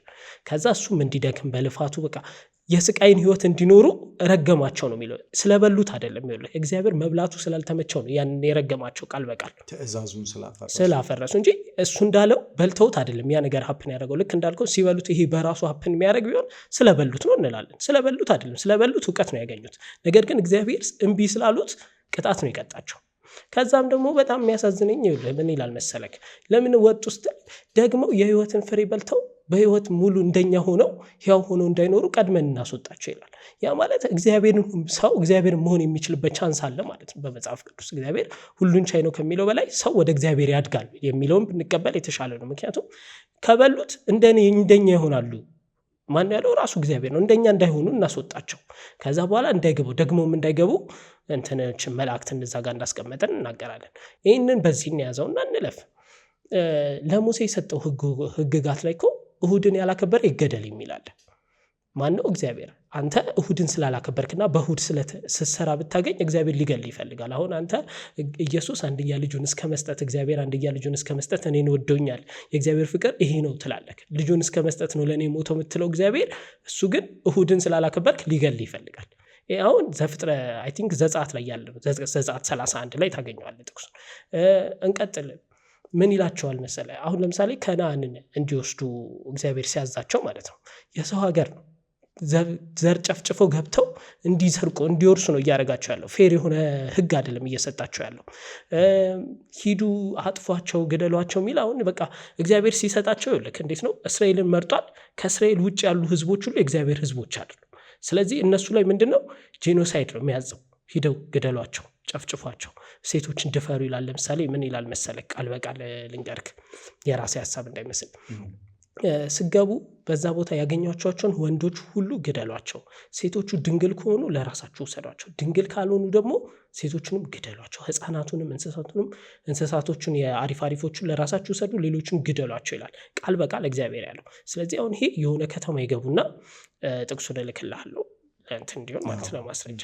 የሆነ ከተማ ይገቡና አሁን አይ ቲንክ ዘጸአት እንደዚህ አካባቢ ነው። የሆነ ከተማ ይገባሉ፣ ወንዶቹም ሙሉ በሙሉ ይገሏቸዋል። ንጹሐን ናቸው እኮ ምንም እኮ አላጠፉም፣ እየኖሩ ነው። ከዛ ደግሞ ሴቶቹ ድንግል ናቸውን በምንድን ነው የሚለዩት? ምክንያቱም ያኔ ቴክኖሎጂ የለም፣ ተመርምራ አይደለም ወይ እንትን ብላ አይደለም፣ ደፍሯት ነው ድንግልናን የሚያውቀው። ሲደፍራት ድንግልና ካገኘባት በቃ ከኔ ጋር ትሆን ይላል። ሲደፍራት ድንግል ካልሆነች ምን ያደርጋታል? ይገላታል። በዚህ መሀል ህፃናቶች አሉ። አሁን እኛ ሞራል ብለን የምንናገራቸው የዘር ማጥፋት ወንጀል ነው ምናምን የምንላቸው ከእግዚአብሔር ተሽለን ነው ማለት ነው። እግዚአብሔር ይህንን ፈቅዷል። በትክክል ሂዱ ብሏል፣ ግደሉ ብሏል፣ ሴቶችን ድፈሩ ብሏል። የኢዮብስ ታሪክ ስንመጣ ራሱን ፕሩቭ ለማድረግ እኮ ነው ኢዮብን እዛ እንትን ውስጥ የከተተው፣ እዛ ፕሮብሌም ውስጥ የገባው። ለእነ እስራኤላውያንስ አዝኗል እንዴ? አላዘነም እኮ። ምክንያቱም 400 ዓመት እኮ በባርነት ሲኖሩ ዝም እኮ ነው ያላቸው እግዚአብሔር። ምንም እኮ ያላረገላቸውም። ሲገደሉ ከፈርዖን በግብፅ በባርነት 400 ዓመት ነው የተገዙት። ለነዛስ እግዚአብሔር አርቷል? አራራም። ከዛም በኋላ እያልክስን እየወረድን ብቻ ብዙ ጥቅሶች የእግዚአብሔርን አይ ቲንክ አንዱን ጥቅስ ልጨምርልህ። ይሄ ሳውል ነው። ሳውልና እግዚአብሔር የተጣሉበት ሪዝም ማለት ነው። ሳውል ምን አለ? ወደ ከተማው ሂድ፣ አንድም ሳታስቀር ሙሉ አጥፋቸው፣ ግደላቸው ነው ያለው የእግዚአብሔር የሰጠው ትእዛዝ። ሳውል ግን ሂዶ እንስሳቶቹ የሰቡ ነበሩ፣ በጣም የሚያምሩ ስለሆነ አማለሉትና ለራሱ ይዟቸው መጣ። እግዚአብሔር ተቆጣ። የተቆጣው ለምንድን ነው? እንዴት እንስሳቶችን አልገደልክም ብሎ። እሺ እንስሳቶች ምን አጥፍተው ነው? ምንድን ነው እንስሳቶች? አሁን እግዚአብሔር እንዲገላቸው ያደረገው ምንድን ነው? ሰው ለእንስሳት እንኳን አይራራም። ገብተዋል። ይሄ የብሉይ ኪዳን መጽሐፍ ቅዱስ ላይ ያለ የእግዚአብሔር ማንነት ነው። እኔ እግዚአብሔር መልካም ነው ስትለኝ የትኛው መልካምነት ነው? አሁን ብሉይ ኪዳን ላይ አንድ ጥቅስ ስጠኝ እግዚአብሔር ፌር የሆነ ደግነት ያሳየው መልካምነት ያሳየው። አሁን የለም እኮ ክርስቲያኖችም እኮ አንድ ጥቅስ ነው የሚጠቅስልክ። እግዚአብሔር አንድያ ልጁን እስከ መስጠት ወደደን። ከዛ ውጭ እግዚአብሔር ወደደን ብለው የሚያነሱበት የለም። እሱም ደግሞ መጽሐፍ ቅዱስን ወደ ጎን ትተን ሂስትሪካሊ ስናጠናው ኢየሱስ አምላክ ሊሆን የሚችልበት ምንም አይነት መንገድ አናገኝም። ሰው ሙሉ በሙሉ ማለት ነው መጽሐፍ ቅዱስ እግዚአብሔር በተሳሳተ መንገድ ነው ዲፋይን እያደረገ ያለው። ገዳይ አድርጎታል፣ ሴት አስደፋሪ አድርጎታል፣ የዘር አስጨፍጫፊ አድርጎታል፣ ለእንስሳት የማይራራ እሱ ሲፈልግ ብቻ እንጂ ሞራል፣ ህግ፣ መልካምነት፣ ደግነት የሚባል ነገር መጽሐፍ ቅዱስ ብሉይ ኪዳን ላይ እኔ 3-4 አንብቤያለሁ፣ አላገኘውም የእግዚአብሔርን ማንነት። ለዛ ነው እግዚአብሔር በብሉይ ኪዳን ገዳይና መጥፎ ነው ብዬ ማስበው ማለት ነው። የመጽሐፍ ቅዱስን እሳቤ ነው ኤግዛክትሊ እግዚአብሔር እንደዚህ ነው እንደዛ ነው ሳይሆን መጽሐፍ ቅዱስ ላይ የተጻፈው ግን በዚህ ወይ ነው የሚያስቀምጠው እግዚአብሔር። መጽሐፍ ቅዱስ ለሚያነቡት ለሰዎች ይጠቅማል ብለህ ታስባለህ? እንዴት ታነበዋለህ የሚለውን እንጂ ይጠቅማል ብዬ አስባለሁ። እንዴት ነው የምታነበው? ለምሳሌ አሁን አንተ ቀድም ባስቀመጥከው መሰረት የራስህን ሀሳብ መረዳት ምናምን ምትከት ከሆነ እንዴት የእግዚአብሔርን ሀሳብ ልታቅ ትችላለህ? ሊትራሊ የተጻፈው ነገር አለ። ያ የተጻፈው ነገር በተጻፈው ልክ ብንወስደው ይጠቅመናል ይጎዳናል? ያንን ነገር የእግዚአብሔር ቃል ነው ብለን ከወሰድነው ነው። አሁን እኔ እንዴት አየዋለሁ መሰለክ? ለምሳሌ የፍልስፍና መጽሐፎችን አንብበህ ብታውቅ ከሆነ ብዙ የፍልስፍና የትምህርት መጽሐፎች አሉ። እነዚህ መጽሐፎች ስታነባቸው ሁሉንም ትቀበላለህ ማለት አይደለም። ኦኬ እዚህ ጋር ልክ ነው ትመረምረዋለህ፣ ዞሮ ዞሮ እዚህ ጋር ልክ ነው፣ በዚህ ሀሳብ በመራ ይሄ እኮ በጣም አሪፍ ነው ትላለህ። አይ ይሄን አልቀበልም፣ ይሄ የኔ አይወክለኝም ብለህ ትለየዋለህ። ያ መጽሐፉ ግን ተጽፏል። ስለዚህ የሆነ የሚጠቅም ነገር አለው፣ ማይጠቅምም ነገር አለው። ሙሉ በሙሉ ሊትራሊ መጽሐፍ ቅዱስ ያለውን ልክ ነው ልቀበለው ካልክማ እንዳልኩ እኮ እሁድ የሰራ እኮ አሁንም መግደል አለብን። መጽሐፍ ቅዱስ እኮ ያንን ህግ ያስቀረበት የለም። እሁድ የሰራ ይገደል የሚለው ማለት ከ10ቱ ትእዛዛት ውስጥ ነው ወይስ ከ11ኛ ሌላ አለ? ስንት ላይ መሰለህ? ዘጸአት 31 ላይ አለ። ዘጸአት 31 ላይ እግዚአብሔር ስለ ትእዛዞችን እየሰጠው ነው። እግዚአብሔርም እንደዚህ ብሎ ጀመረ። ከቁጥር 1 ጀምሮ ስታነበው ቁጥር 2 ነው። ዘጸአት ምዕራፍ 31 ቁጥር 2 እየጀመረ ይወርዳል። ሲወርድ ምን እያለ ነው የሚሄደው? እሁድ የኔ ቀን ነው፣ የተቀደሰች ቀን ነው። እሁድ የሰራበት ካለ የሰራ የትኛውም ሰው ይገደል። እሁድ የኔ ቀን ነው ባይዘው ይገደል እኮ ዘጸአት 21 ላይ ምናምንም እኮ አለ። ችግሩ ብዙ በተለያዩ ምክንያቶች ነው ብለን አለፍን እንጂ ዘጸአት 21 ላይ ስታነብ እንደዚህ ያደረገ ይገደል፣ እንደዚህ ያደረገ ይገደል፣ እንደዚህ እያለ እናትና አባቱን የሰደበ ራሱ ይገደል አይነት ጥቅስ አለ። ሶ ያው እሱን ትተነው ዝም ብለን በእሁድ ብቻ ፌር አይሆንም እኮ አንድ ሰው እሁድ ስለሰራ እንበል ከምንል ማለት ነው። ባይ ዘ ወይ ኢየሱስ ራሱ እኮ በእሁድ ቀን በሽተኞችን ፈወሰ ምናምን የሚል ጥቅስ አለ። እየተጣላ ያለው ከእግዚአብሔር ጋር ነው። እሁድን የቀደሳትና በዚህ ምንም ነገር እንዳይደረግ ያሉት ያን የነበሩት ፈሪሳውያን አይደሉም፣ ራሱ እግዚአብሔር ነው። ሰዎች ይህንን ስለማያስተውሉት ነው እንጂ እሁድን የቀደሳት የባረካት፣ አትስሩባት፣ ምንም አታርጉባት ያለው ለሙሴ ራሱ እግዚአብሔር ነው ሕግጋቱን የሰጠው። ኢየሱስም መጥቶ ያፈራ ሰው ራሱ ነው። ለዚህ ኮንትሮቨርስ ይሆናል ብለን ማሰብ እንችላለን። ለምሳሌ ኢየሱስ ወደዚህ ምድር መጥቶ ሲያስተምር እኔ የሙሴን ሕግ ላጸና እንጂ ላፈርስ አልመጣሁም ይላል። ያ ማለት እንግዲህ የሙሴ ደግሞ በእግዚአብሔር ሲመራ የነበረ ሰው ነው። ወደዛት መጽሐፍ ቅዱስ እርስ በርሱ ኮንትሮቨርሻል የሆኑ ነገሮችን ያነሳል እንበል። እግዚአብሔርን በትክክል አንደርስታንድ ተደርጎ የተጻፈ መጽሐፍ አይደለም እንበል። ምን እንበል? እግዚአብሔር መጽሐፍ ቅዱስ የሰዎች ሀሳብ ነው ብንለው በቃ ባጭሩ በቂ ነው። ምንም ከእግዚአብሔር ጋር ይገናኛል ራሱ ማለት የለብንም። ግጭቶች ካሉ ግጭቶች ነፍ ነው እንደ ልብ ነው የምታወጣቸው። 1 2 3 አይደለም እኮ ኢን ሚሊየንስ ግጭቶችን መጽሐፍ ቅዱስን እያንዳንዱ ቦታ አታጣም። እንደውም ሁለተኛ ሳሙኤል ላይ እና አንደኛ ዜና ላይ 2 ጥቅሶች አሉ ተመሳሳይ ታሪክ የሚተርኩ። የመጀመሪያው ምንድነው? ዋናው ሀሳቡ ዳዊት ሰዎችን እንዲቆጥር የሚያደርግ ነው። እግዚአብሔር ሁለተኛ ሳሙኤል ላይ ያለው ሀሳብ ምንድነው? እግዚአብሔር ዳዊትን ሰዎችን እንዲቆጥር ላከው ይልና አንደኛ ዜና ላይ ራሱን ታሪክ ሰይጣንን በዳዊት ልብ መጥቶ ሰዎች እንዲቆጥር አደረገው ይላል። አሁን እዚህ ጋር ዳዊት ሰዎች እንዲቆጥር ያደረገው እግዚአብሔር ነው ሰይጣን ነው? ገባ? አሁን ይህ ክሊር የሆነ እኮ ግጭት ነው። አሁን ለመቀበል ራሱ ይከብዳሉ። ሰይጣን ነው እግዚአብሔር ነው የምትለው? ወደ እንትን አራት ወንጌላት የተለያየ ሀሳብ ኢቭን የዘር ግንድ እኮ ይሳሳታሉ። ማቴዎስ እና ሉቃስ የጻፉት ስለ ኢየሱስ ክርስቶስ የዘር ግንድ የጻፉት ኮምፕሊትሊ ልዩ ነው። ኢየሱስ እንትናን ወለደ ብሎ ኢየሱስ ጋር ሲደርስ እዚህ ጋር ሌላ ነው ያለው። በእያንዳንዱ ለምሳሌ ኢየሱስ ክርስቶስ ከሞት ሲነሳ መጀመሪያ አየችው ብሎ የሆነ ቦታ ላይ ማንን ነው የሚያስቀምጥልን? መቅደላዊት ማርያም አየችው ይላል። ከዛ በኋላ ደግሞ የሆነ ቦታ ላይ ደግሞ ምን ይላል መሰለ? ሌላ ቡክ ላይ ስትሄድ ሂዳ ቦታውን ባዶ መሆኑን ስታይ ደንግጣ መጣ ለደቀ መዛሙርቱ ጌታዬን ሰርቀውታል ብላ ነገረቻቸው ይላል። ከተገለጠላት ካየችው ለምንድን ነው መጣ ጌታዬን ሰርቀውታል ምትለው? የመጀመሪያው ቦታ ላይ ሂዳ መቃብሩ ላይ ስታይ ራሱ ኢየሱስና መላእክት መጣው መላእክቶቹ እንደተገለጡላት ለምን ትፈልጊዋለሽ እንዳሏት ይነግራል። አሁን የመቅደላዊት ማርያምን ነገርኩ። መጀመሪያው ላይ ሲነግረን የሆነ አንደኛው ወንጌል ላይ መቃብር ጋር ቦታው የሶስተኛው ቀን መቃብሩ ላይ ስትሄድ ባዶ ሆኖ መላእክቶች ተገልጠው ሕያዋንን በሙታን ቦታ ስለምን ትፈልጊያለሽ ብለው እንደነገሯት ከዛ በኋላ ሂዳል ደቀ መዛሙርቱ መነሳቱ እንደነገረቻቸው ነው የሚነግረን። ከዛ እንዳላመኗት ከዛ ጴጥሮስ ሊያረጋግጥ እንደሄደ ይነግረናል። በሁለተኛው ወንጌል ላይ ደግሞ ምን ተብሏል? ሂዳ ቦታው ባዶ መሆኑን ስታይ መቅደላዊት ማርያም ደነገጠች። ከዛ ለደቀ መዛሙርቱ መጣ ጌታዬን ወስደውታል፣ ሰርቀውታል፣ የት እንዳደረጉት አላቅም ብላ ነገረቻቸው። ከዛ ደቀ መዛሙርቱ ሄዱና መላእክቶቹ ለነሱ እንደተገለጡ ይነግረናል። አሁን ይሄ የእንትን ብቻ ስተት እኮ አይደለም፣ የቃላት ወይ የሆነ ነገር አይደለም። ሙሉ በሙሉ የታሪኩን ፍሰት ነው የሚቀይረው። እዚህ ላይ ልዩነት ካለው ሌሎቹ ላይ እንዴት ነው ማረጋገጫ የሚኖርክ? ሌላ እውነት መሆኑ የምታረጋግጠው? አሁን እኔ በቀላሉ ነው የነገርኩ ሰው እርግጠኛ ነኝ እኔ አሁን የሰው ሀሳብ እንጂ እግዚአብሔር ሀሳብ ነው እግዚአብሔር ነው የጻፈው ከምናምን የሚል ነገር የለኝም። መጽሐፍ ቅዱስ ሰዎች የጻፉት የሰዎች ድርሰት ከዛም ሰዎች ማኒፕሌት ለማድረግ የሚጠቀሙበት መጽሐፍ ነው የሚል እምነት ነው ያለኝ ባሉኝ ማስረጃዎች ማለት ነው። አምላክስ አለ ይኖር? አሁን ከባድ እሱ እኮ ነው። ያላየሆንና ያላረጋገጥከውን ነገር አለም የለም ማለት ከባድ ነው። አሁን እኔ ደፍሬ አለም የለም ማለት አልችልም። ምክንያቱም አላቅም። አሁን አለ ስትለኝ በምን አረጋገጥክ ልትለኝ ነው። የለምም ካልኩ አሁንም በምን ታውቃለህ ልትለኝ ነው። ሶ ማወቅስ አለብን ወይም ደግሞ ያላወቅነው ነገር ሁሉ የሆነ ነገር እንትን ነው ማስረጃ ነው ወይ የሚለው ነው ወሳኝ። ላይ ፎከስ እናድርግ ትላለህ? ለምሳሌ የሰው ልጆች እንደ ሰው ልጆች ወይንም ኢትዮጵያውያን አጠር እናድርገውና ኢትዮጵያውያን ምን ላይ ፎከስ ብናደርግ የተሻለ አንደርስታንዲንግ የተሻለ ህይወት ይኖረናል ብለህ ታስባለህ? መማር ላይ ሰዎች መማር አለባቸው። ብዙ ነገር ነው ማናውቀው። እያንዳንዱን ነገር የምታውቀው እየተማርክ ስትሄድ ነው። እውቀት ደግሞ የአስተሳሰብህን እይታህን አንደርስታንዲንግህን ይለየዋል። ኢቭን ለነገሮች የምትሰጠው ምላሽ በብዙ ነገር ይለያል። ግዴታ በሆነ ነገር ማመን አይጠበቅብም። ኦፍኮርስ እኔ አሁን ሰዎች ሃይማኖታቸው እንዲተውና ከሃይማኖት ወጣው ሌላ ላይፍ እንዲኖሩ አይደለም ሀሳቤ። ሃይማኖታቸው ውስጥ ይሁኑ፣ ሃይማኖታቸውን ይመኑ፣ ችግር የለውም። ያ አይደለም መጥፎ ነገር። ግን ሃይማኖትን ከማመን ባለፈው ወደዚህ ወደ እውቀትና እለት ዕለት ተማር። ራሳችንን በእውቀት ማሳደግ አለብን። ስለ ቴክኖሎጂ፣ ስለ ሳይንስ፣ ስለ እያንዳንዱ ነገር እለት ዕለት እያወቀና እየተማርን ነው የሚሄደው ነው። እውቀት እኮ የሚያልቅ አይደለም። እኛ ብዙ ነገር እኮ ነው የሚቀረን። ባይ ዘ ዌይ ትንሽ ስታውቅ ልትረዳ የምችለው የመጀመሪያው ነገር ምንም ነገር እያወቅክ እንዳልነበረ ነው። እስከዛሬ እንዲህ ነው እንዲኖርኩት ነው የምትለው። ትንሽ እየተረዳ ስመጣው ወይኔ ጉዴ እስካሁን እንዲህ እያደረኩ ነበር ትላለህ። እይታ ካስተሳሰብክ እያንዳንዷ ነገር ትቀየራለች። ላይፍ የምትሰራው ላይፍ የምትለወጠው በእውቀትና በትምህርት ነው። መማር አለብን፣ ማጥናት አለብን፣ የሆኑ ነገሮችን መመራመር አለብን። ወደ ሳይንስ ለአዲስ ነገር ጭንቅላታችን ክፍት መሆን አለበት።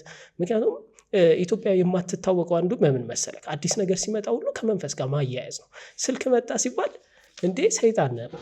ሲኒማ ሲመጣ የሰይጣን ቤት ነው። መኪና ሲመጣ ሰይጣን እየሄደ ነው። እያንዳንዱ ነገር ካየክ ያኔ ብቻ እኮ አይደለም። አሁንም እኮ የሆነ ጊዜ ሰምተህ ከሆነ ኤአይ ሲመጣ ቴክኖሎጂዎች ሲመጡ 666 ነው እንዳትይዙ እንዳትጠቀሙ እስከመባል በቤተ ክርስቲያን አባቶች ደርስ በቃ ይሄ ነገር ሰይጣናዊ ነው ተብሎ እስከመታመን ደርሷል።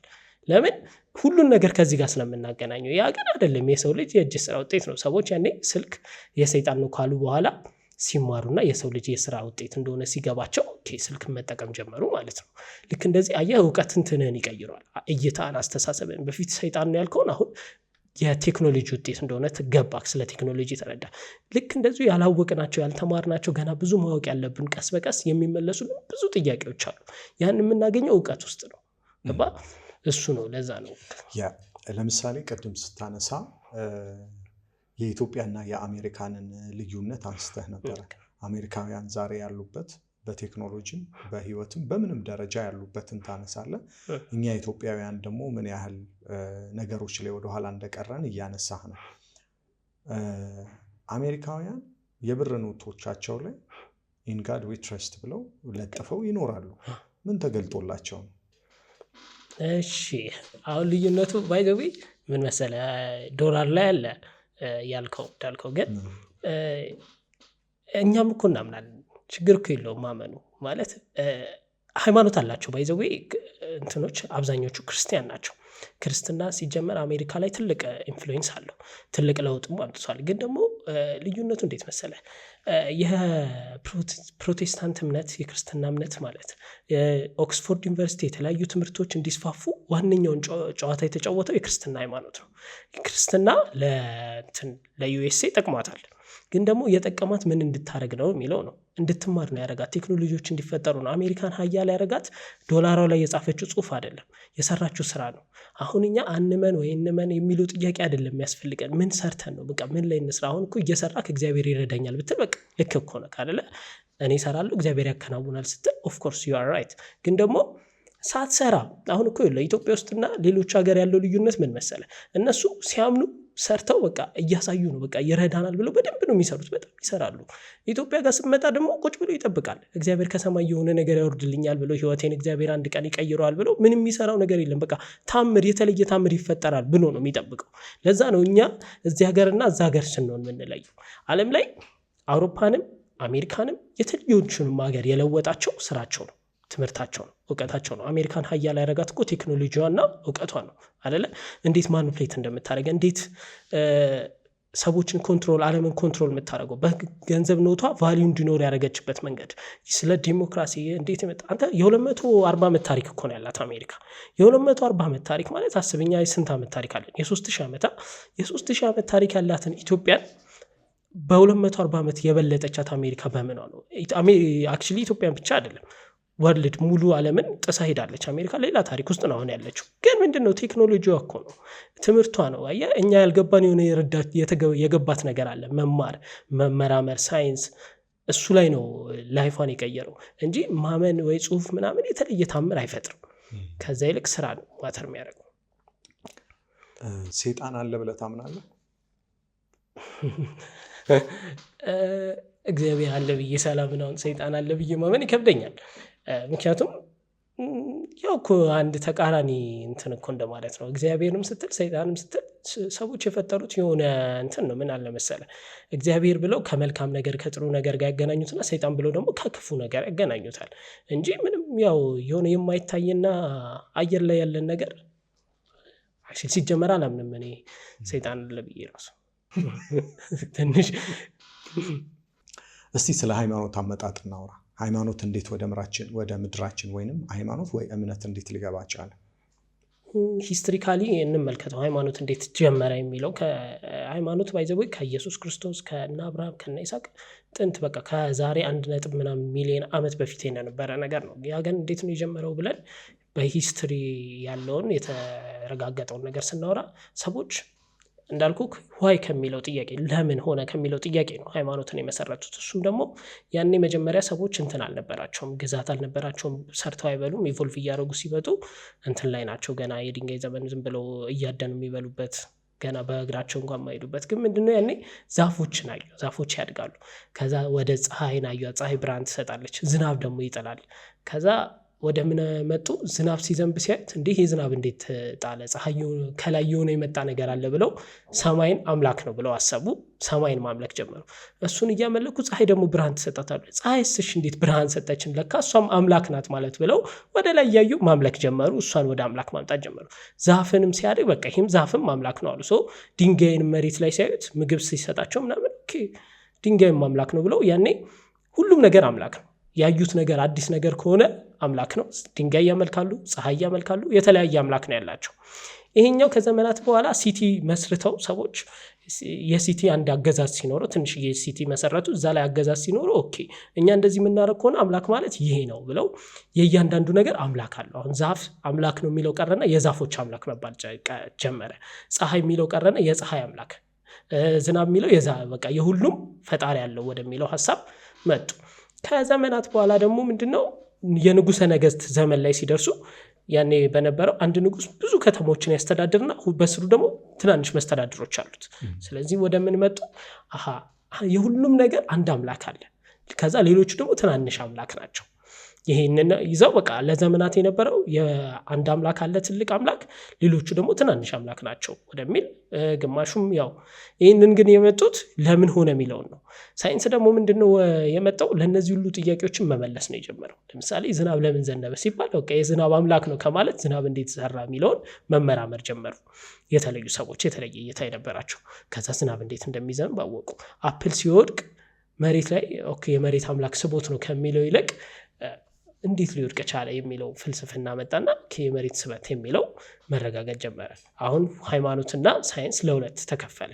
ሳይንስ ምንድነው ለምን የሚለውን ያጣራል እንዴት ሆነ የሚለው፣ ሃይማኖት ነው በቃ ለካ ለዚህ ነው ያደረገው እያለ እንደዚህ እያለ ነው የመጣው። ከዛ በፊት ግን የነበረው የክርስትናና እስልምና ሃይማኖት ጋር እንመለስ። አሁን ሳይንስ የሚለው ሞደርን ሳይንስ ሳይመጣ በፊት ማለት ነው። ክርስትና እንዴት ተመሰረተ የሚለውን እንመልከት መሰለኝ። ክርስትና የመጀመሪያ የነበረው እስራኤላውያን ያመልኩት የነበረው የጁዲዝም እምነት ነው። ከዛ በኋላ በዛን ጊዜ ኢየሱስ ክርስቶስ ተወለደ።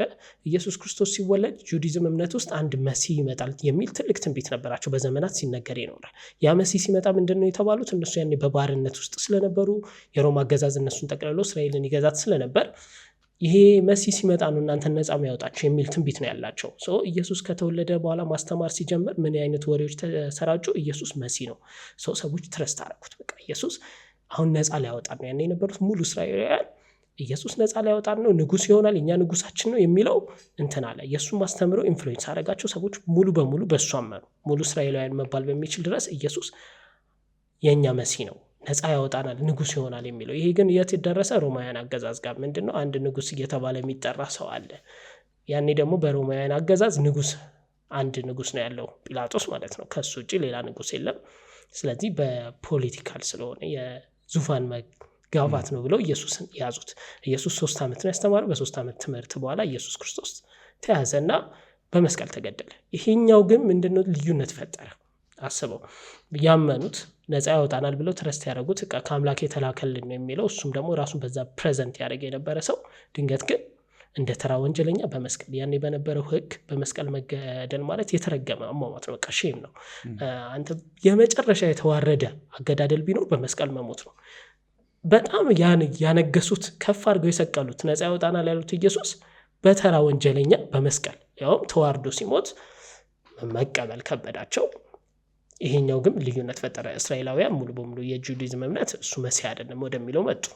ያኔ ነበሩት የእሱ ተከታዮች የነበሩ ደቀ መዛሙርቱ ደግሞ መስበክ ጀመሩ። ኢየሱስ መሲህ ነው እንጂ እንዴት መሲህ አይደለም የሚለው። አሁን ስቲል ሁለቱም ግን ጁዲዝም ነው። አሁን ልዩነት ነው የተመሰረተው በጁዲዝም እምነቶች ክፍፍል፣ መሲህ የሚልና መሲህ አይደለም የሚለው ማለት ነው። ግን ሚራክሎች እንዴት ታያቸዋለህ? ለምሳሌ ኢየሱስ በምድር ሳለ ሽባዎች ተነስተው አልጋቸውን ይዘው ይሄዱ ነበር። አይነ ስውራን በርቶላቸው ነበረ። የተወሰነ ትንሽ ምግብ በስቶ ብዙ ሺህ ሰዎች ተመግበውት ነበርና እነዚህን አይነት ተአምራቶች እንዴት ታያቸዋለህ? ይህም የሰዎች አስተምሮ ነው ወር ኢየሱስ አድርጎታል ብለህ ነው የምታስበው? ኢየሱስ አድርጎታል የሚል ሐሳብ የለኝም። ለምን መሰለህ? ይሄንን የሚልክ ያኔ እንዳልኩ ኢየሱስ ከሞተ በኋላ ደቀ መዛሙርቶቹ ያንን መቀበል ስለከበዳቸው ብዙ ታሪኮችን ጽፈዋል። ኢየሱስን የተለየ ፍጥረት የሚያደርገው ለምሳሌ አሁን አንተ የምታውቀው ይሁዳ ኢየሱስን እንደሸጠው ነው። በይሁዳ ወንጌል የሚላል መጽሐፍ ቅዱስ ላይ እንዳይካተት የተደረገ የቸርች አባቶች ያስወጡት። እዛ ላይ ይሁዳ ምን ብሎ ጽፏል? እኔ ኢየሱስን አልሸጥኩትም፣ ኢየሱስ ወደ እኔ መጣና ነገረኝ፣ ሂደህ ካሳልፈ ትሰጠኛለህ። ድራማ ነገር ማለት ነው። ኢየሱስ ፈልጎት እንደተሰቀለ አድርጎ ጽፎታል። አሁን እዚህ ጋር የራሱ ልዩነት ነው። እንግዲህ ያኔ እነሱ ስላልተቀበለው አስወጡት እንጂ አሁን ያን መጽሐፍ ተቀበለ ነው ቢሆን እኛ ምናምነው ምንድን ነው? ኢየሱስ ፈልጎ ተሰቀለ የሚለው ማለት ነው። የጴጥሮስ ወንጌል የሚላል ጴጥሮስ እንግዲህ ለኢየሱስ የነበረ ነው። እሱ እንደጻፈው ምንድነው? ኢየሱስ እኮ ህመም አይሰማውም ነበር፣ ሲሰቅሉት አላመመውም፣ ዝም ብሎ ነው የተሰቀለው ብሎ ጻፈ። ኢየሱስ የያዘው ባዲና የሰው ባዲ ስለሚለያይ ኢየሱስ አያመውም ነበር ጻፈ። ይህንን እንግዲህ ምን የወለደው መሰለክ እነሱ የኢየሱስን መቀበልን መሞትና መሰቀል መቀበል ስላልቻሉ የራሳቸውን ታሪክ ፈጠሩ። የተለያዩ ደቀ መዛሙርቶች የተለያዩ ጽፎችን ከደቀ መዛሙርቶችም ውጪ የተለያዩ ጽፎች በሰዓቱ ተጽፏል። ይህ እኮ 400 ዓመት የቸርች አባቶች ዲቤት ሲያደርጉበት የነበረው መጽሐፍ ነው የምነግርህ። የቱ ነው መጽሐፍ ቅዱስ የቱ ነው ብለው ለመቀበል ከ400 ዓመት በኋላ ነው 27ቱ መጽሐፍ ቅዱስ ተብለው የተወሰኑት። ከዛ በፊት ብዙ መጽሐፍቶች ናቸው ያሉት የተጻፉት። ልክ እንደዚህ የይሁዳ ወንጌል፣ የጴጥሮስ ወንጌል፣ የፊልጵስ አለ፣ የጀምስ ወንጌል አለ። በቃ ብዙ ናቸው። ከ20 ምናምን በላይ ወንጌላት አሉ። አሁን 4ቱ ብቻ ነበሩ። እነዚህ ግን የሚጽፉት ተቃራኒ ነው። አንዳንዶቹ አውቆ ነው ኢቨን አልተሰቀልም ሌላ ሰው ነው በሱ ቦታ የተሰቀለው አሁን እስልምና የሚያስተምረው አስተምረው ማለት ያኔ ኖስቲኮች ላይ የነበረ ነገር ነው። ኢየሱስ እኮ አይደለም የተሰቀለው እሱ ሲስቅባቸው ነበር እያያቸው የሚል አለ።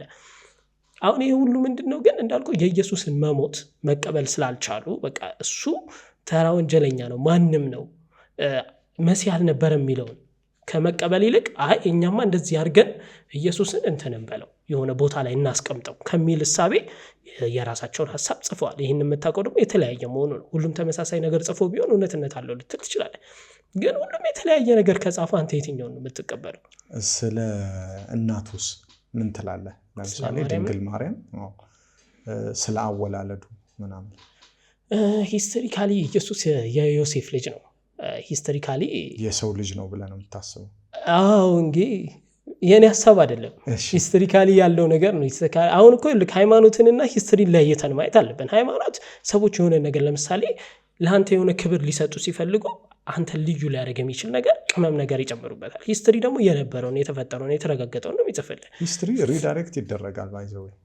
አዎ ግን በተለያዩ ሰዎች እንትን ኮንፈርም ይደረጋል። አሁን አንድ ሰው የጻፈውን አይደለም እናውራው ወይ ደግሞ የተወሰኑ እስቲ አንተ ያነበብከውን እናውራና አንተ ያነበብከው ኢየሱስ ማን እንደሆነ ከማርያም ጋር ከዮሴፍ ጋር ያላቸውን ግንኙነት ነገር ያው ያኔ ያለው የሂስትሪ እንትን ማርያም እና ኢየሱስ ክርስቶስ ባይብል ላይም እንደተጻፈው የፍቅር እንትን እንደ ጓደኛሞች እንደነበሩ ሊጋቡ እንደነበር አሽቷት እንደነበር ከዛ በመሃል እንዳረገዘች ነው።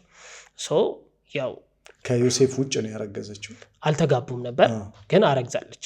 ከዛ እሱም አልተዋትም አይታወቅም።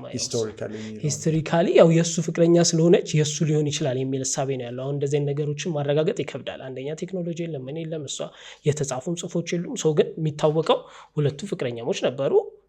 ሳይጋቡ አረገዘች። ዮሴፍም አልተዋትም። ሶ ያው ካልተዋት የእሱ ልጅ ሊሆን ይችላል ወይም ደግሞ ላይሆንም ይችላል። ብቻ ግን እኔ አሁን ድንግልና ወለደች የሚለው ነገር ማስረጃ የሌለው ነገር ነው። ባዮሎጂካሊም እንደዚህ አይነት ነገር ይፈጠራል የሚል እንትን የለኝም። እኔ በሚራክል አላምንም። ባይዘው የሆነ ነገር ይፈጠራል ሊሆን ነው የሚል ከዛም በኋላ እኮ ኢየሱስ ተነስቷል የሚለው እኮ ትልቅ ታሪክ አለ። እንደውም ከሱ የሚብሰው አሁን እሱ እንደውም በጣም ኢንተረስቲንግ ፓርቱ እሱ ነው። በክርስትና ዙሪያ ላይ በጣም እንደ ትልቅ ማስረጃ የሚነሳው ማለት ነው። ኢየሱስ ክርስቶስ ከሞተ በ3ኛው ቀን ሬሳው በቦታው አልነበረም። ኢየሱስ ያኔ ተሰቅሎ ነበር። ያኔ የሮማ አገዛዝ አይደል ኢየሱስን የሰቀለው። በእነሱ ጊዜ ደግሞ የተሰቀለ የመጨረሻ አሟሟት ስለሆነ አይቀብሩም ነበር። ምንድነው እዛው መስቀል ላይ ነው የሚተዋቸው ወፎች ምኖች እንዲበሉት ሬሳቸውን። ያኔ ግን የነበረው አይ ቲንክ ስሙን ረስቼዋለሁ። ሂዶ ጲላጦስን ለምኖ ሬሳውን የኢየሱስ ክርስቶስን ሬሳ ተቀብሎ ቀብረውታል። ከቀበሩት በኋላ ሂስቶሪካሊ መቃብሩ ሲታይ የኢየሱስ ሬሳ በቦታው አልነበረም። የት እንዳለ አይታወቅም። ስቲል ነው በጣም አወዛጋቢ ነው። ኢየሱስ የት ነው ግን የሚታወቀው ምንድነው? ከሱ ተከታዮች ይህንን ታሪክ ቀድሞ ለማውራት በቃ ኢየሱስ ተነስቷል አውቆ ነው የሞተው የሚለውን ለማስወራት የሆነ ሰው ሬሳውን ከቦታው ሰርቆ ሌላ ቦታ ቀብሮታል ተብሎ ይታሰባል። ግን ደግሞ እስካሁን ባለው ማለት ሂስቶሪካሊ እኔ ቼክ ባረኩት በተለያዩ ጽፎችን አይቻለሁ፣ የተለያዩ ቪዲዮዎችን ለማየት ሞክሬያለሁ። ኢየሱስ እዚህ ቦታ ነው የተቀበረው የሚል የለም። በዘመናት የተለያዩ ቁፋሮች ተደርገዋል በተለያየ ጊዜ ማለት በዘመናት ውስጥ የኢየሱስ ሬሳ ሊኖር ይችላል የሚለው ግን አልተገኘም። ሌላው ደግሞ በብዛት የተቀበሩ ሬሳዎች ተገኝተዋል። ብዙ ሰዎች ተገለው እዛ ውስጥም ከሆነ ያው ዲኤንኤ የለም ምን የለም የእሱ ሬሳ ነው ብሎ መለየት ትንሽ በነበረው ቴክኖሎጂ ይከብዳል። ግን ደግሞ ይሄ ግን ትልቅ እንትን አድርጎታል ኢየሱስ ተነስቷል የሚለውን እሳቤ ለማስፋት። ግን አሁን መለየት ያለብን ምን መሰለህ? ይሄ ሚራክል ተፈጥሯል የክርስትና አስተምሮ እንዲህ ነው የሚለውንና ሂስትሪ ምን ይላል የሚለው። ሂስትሪ ኮንፈርም የሚያደርገው ሚራክሎችን አይደለም ወይ ተፈጠሩ የሚባለው አይደለም። ለምሳሌ ኢየሱስ ከሞተ በኋላ አይተነዋል ብለው እስከ መሞት የደረሱ ሰዎች አሉ። አይተነዋል ብለው ያኔ ሮማን አገዛዝ ይህን እንዳይናገሩ ይዘው ይገሏቸው ነበር። እንደሚሞቱ እንደሚገደሉ እያወቁ ነው ከሞተ በኋላ አግኝተነዋል፣ አይተነዋል፣ አዋርተናል እያሉ ሲናገሩ ምስክርነት ሲሰጡ የነበሩ ሰዎች ነበሩ። ማረጋገጫ ግን አለ የለም። ማርያም ለእኔ ያው ከሆነ ወንድ ነው ተወልዷል ብዬ ነው ማስበው። ድንግል ናት የሚል እምነት የለኝም። በሚራክል አላምንም። ከዛ ይልቅ ለምን መሰለክ ሚራክሎችን ማላምንበት እኮ አሁን የሌሉ ነገሮች ስለሆኑ ነው። ለምሳሌ አሁን የሚፈጠሩ ነገሮች ቢሆኑ እኮ እናምን ነበር የተወሰነ። ለምን ያኔ የተፈጠሩት ነገሮች አሁን አይፈጠሩም? ያኔ በሽተኛ ይድን ከነበረ ለምን የሆኑ ሰዎች አሁን ጸልየው የሆነ በሽተኛ ያድኑ? ያኔ የሆነ ነገር ያደርጉ ነበር፣ ለምን አሁን አይንም? አሁን እኮ ብዙ በሽተኞች አሉ። ብዙ ሰዎች ስቲል ችግር ውስጥ ናቸው። ብዙ ሰዎች በተለያዩ ቻሌንጆች ያልፋሉ። ያኔ የረዳቸው ያኔ ያገዛቸው እግዚአብሔር ለምን አሁን አያገዛቸውም? አሁን የለም ያኔ ሚራክል ሀፕን ካረጋውና ሚራክል ሀፕን አያደርግም። ለምን ኢትዮጵያ ድሃ ትሆናለች? ኢትዮጵያ ባይዘው የቴክኖሎጂ እንትን የደስታ ሬቷ ልንገርክ ከ147 ሀገራት 137ኛ ናት ደስተኛ ሰዎች ይኖሩባታል የሚባለው። በጥናቶች የሚያሳዩት ከ90% በታች ሰዎች ናቸው ደስተኛ የሆኑት። ከ90% በላይ ሀዘንተኛ ነው። በላይፉ ደስተኛ አይደለም። በብዙ ችግር በብዙ ቻሌንጅ ነው የሚያልፈው። አሁን ከረንትሊ ከዛም ቁጥሩ ይበዛል። ማለት ሁሉም ሀዘንተኛ ነው፣ ላይፉ ላይ ደስተኛ አይደለም። በሆነ ነገር ነው እየኖረ ያለው። የት አለ ምን የሚያመልኩት እግዚአብሔር? ይሄን ሁላ የሚሆኑለት የሚጾሙለት የሚሰግዱለት ቀን ማታ የሚሉት የሚከተሉት ለዚህ ህይወታቸው እኮ እየጠቀማቸው አይደለም። ከችግር እያወጣቸው እኮ አይደለም። ከህመም እያዳናቸው አይደለም። ያሳዝናል እኮ አሁን እኔ ቤተክርስቲያን በር ላይ ታማሚዎች የመታከሚያ ገንዘብ ሲያሰባስቡ ስታይ ልብህን ይነኳል። ለምንድነው የሚያመልኩት? ኢቭን ህመማቸውን እኮ ማዳን እየቻለ አይደለም። የሆኑ ድራማዎች ይሰራሉ መድረክ ላይ። የሆነ ሰው ከካንሰር ከኤችአይቪ ተፈወስኩ ይላል፣ የሆነ ነገር ሆነልኝ ይላል። በሪያሊቲው ታሞ ግን ብዙ ሰዎች በቤተክርስቲያን ደጅ ላይ ይማቅቃሉ መታከሚያ ያጣው።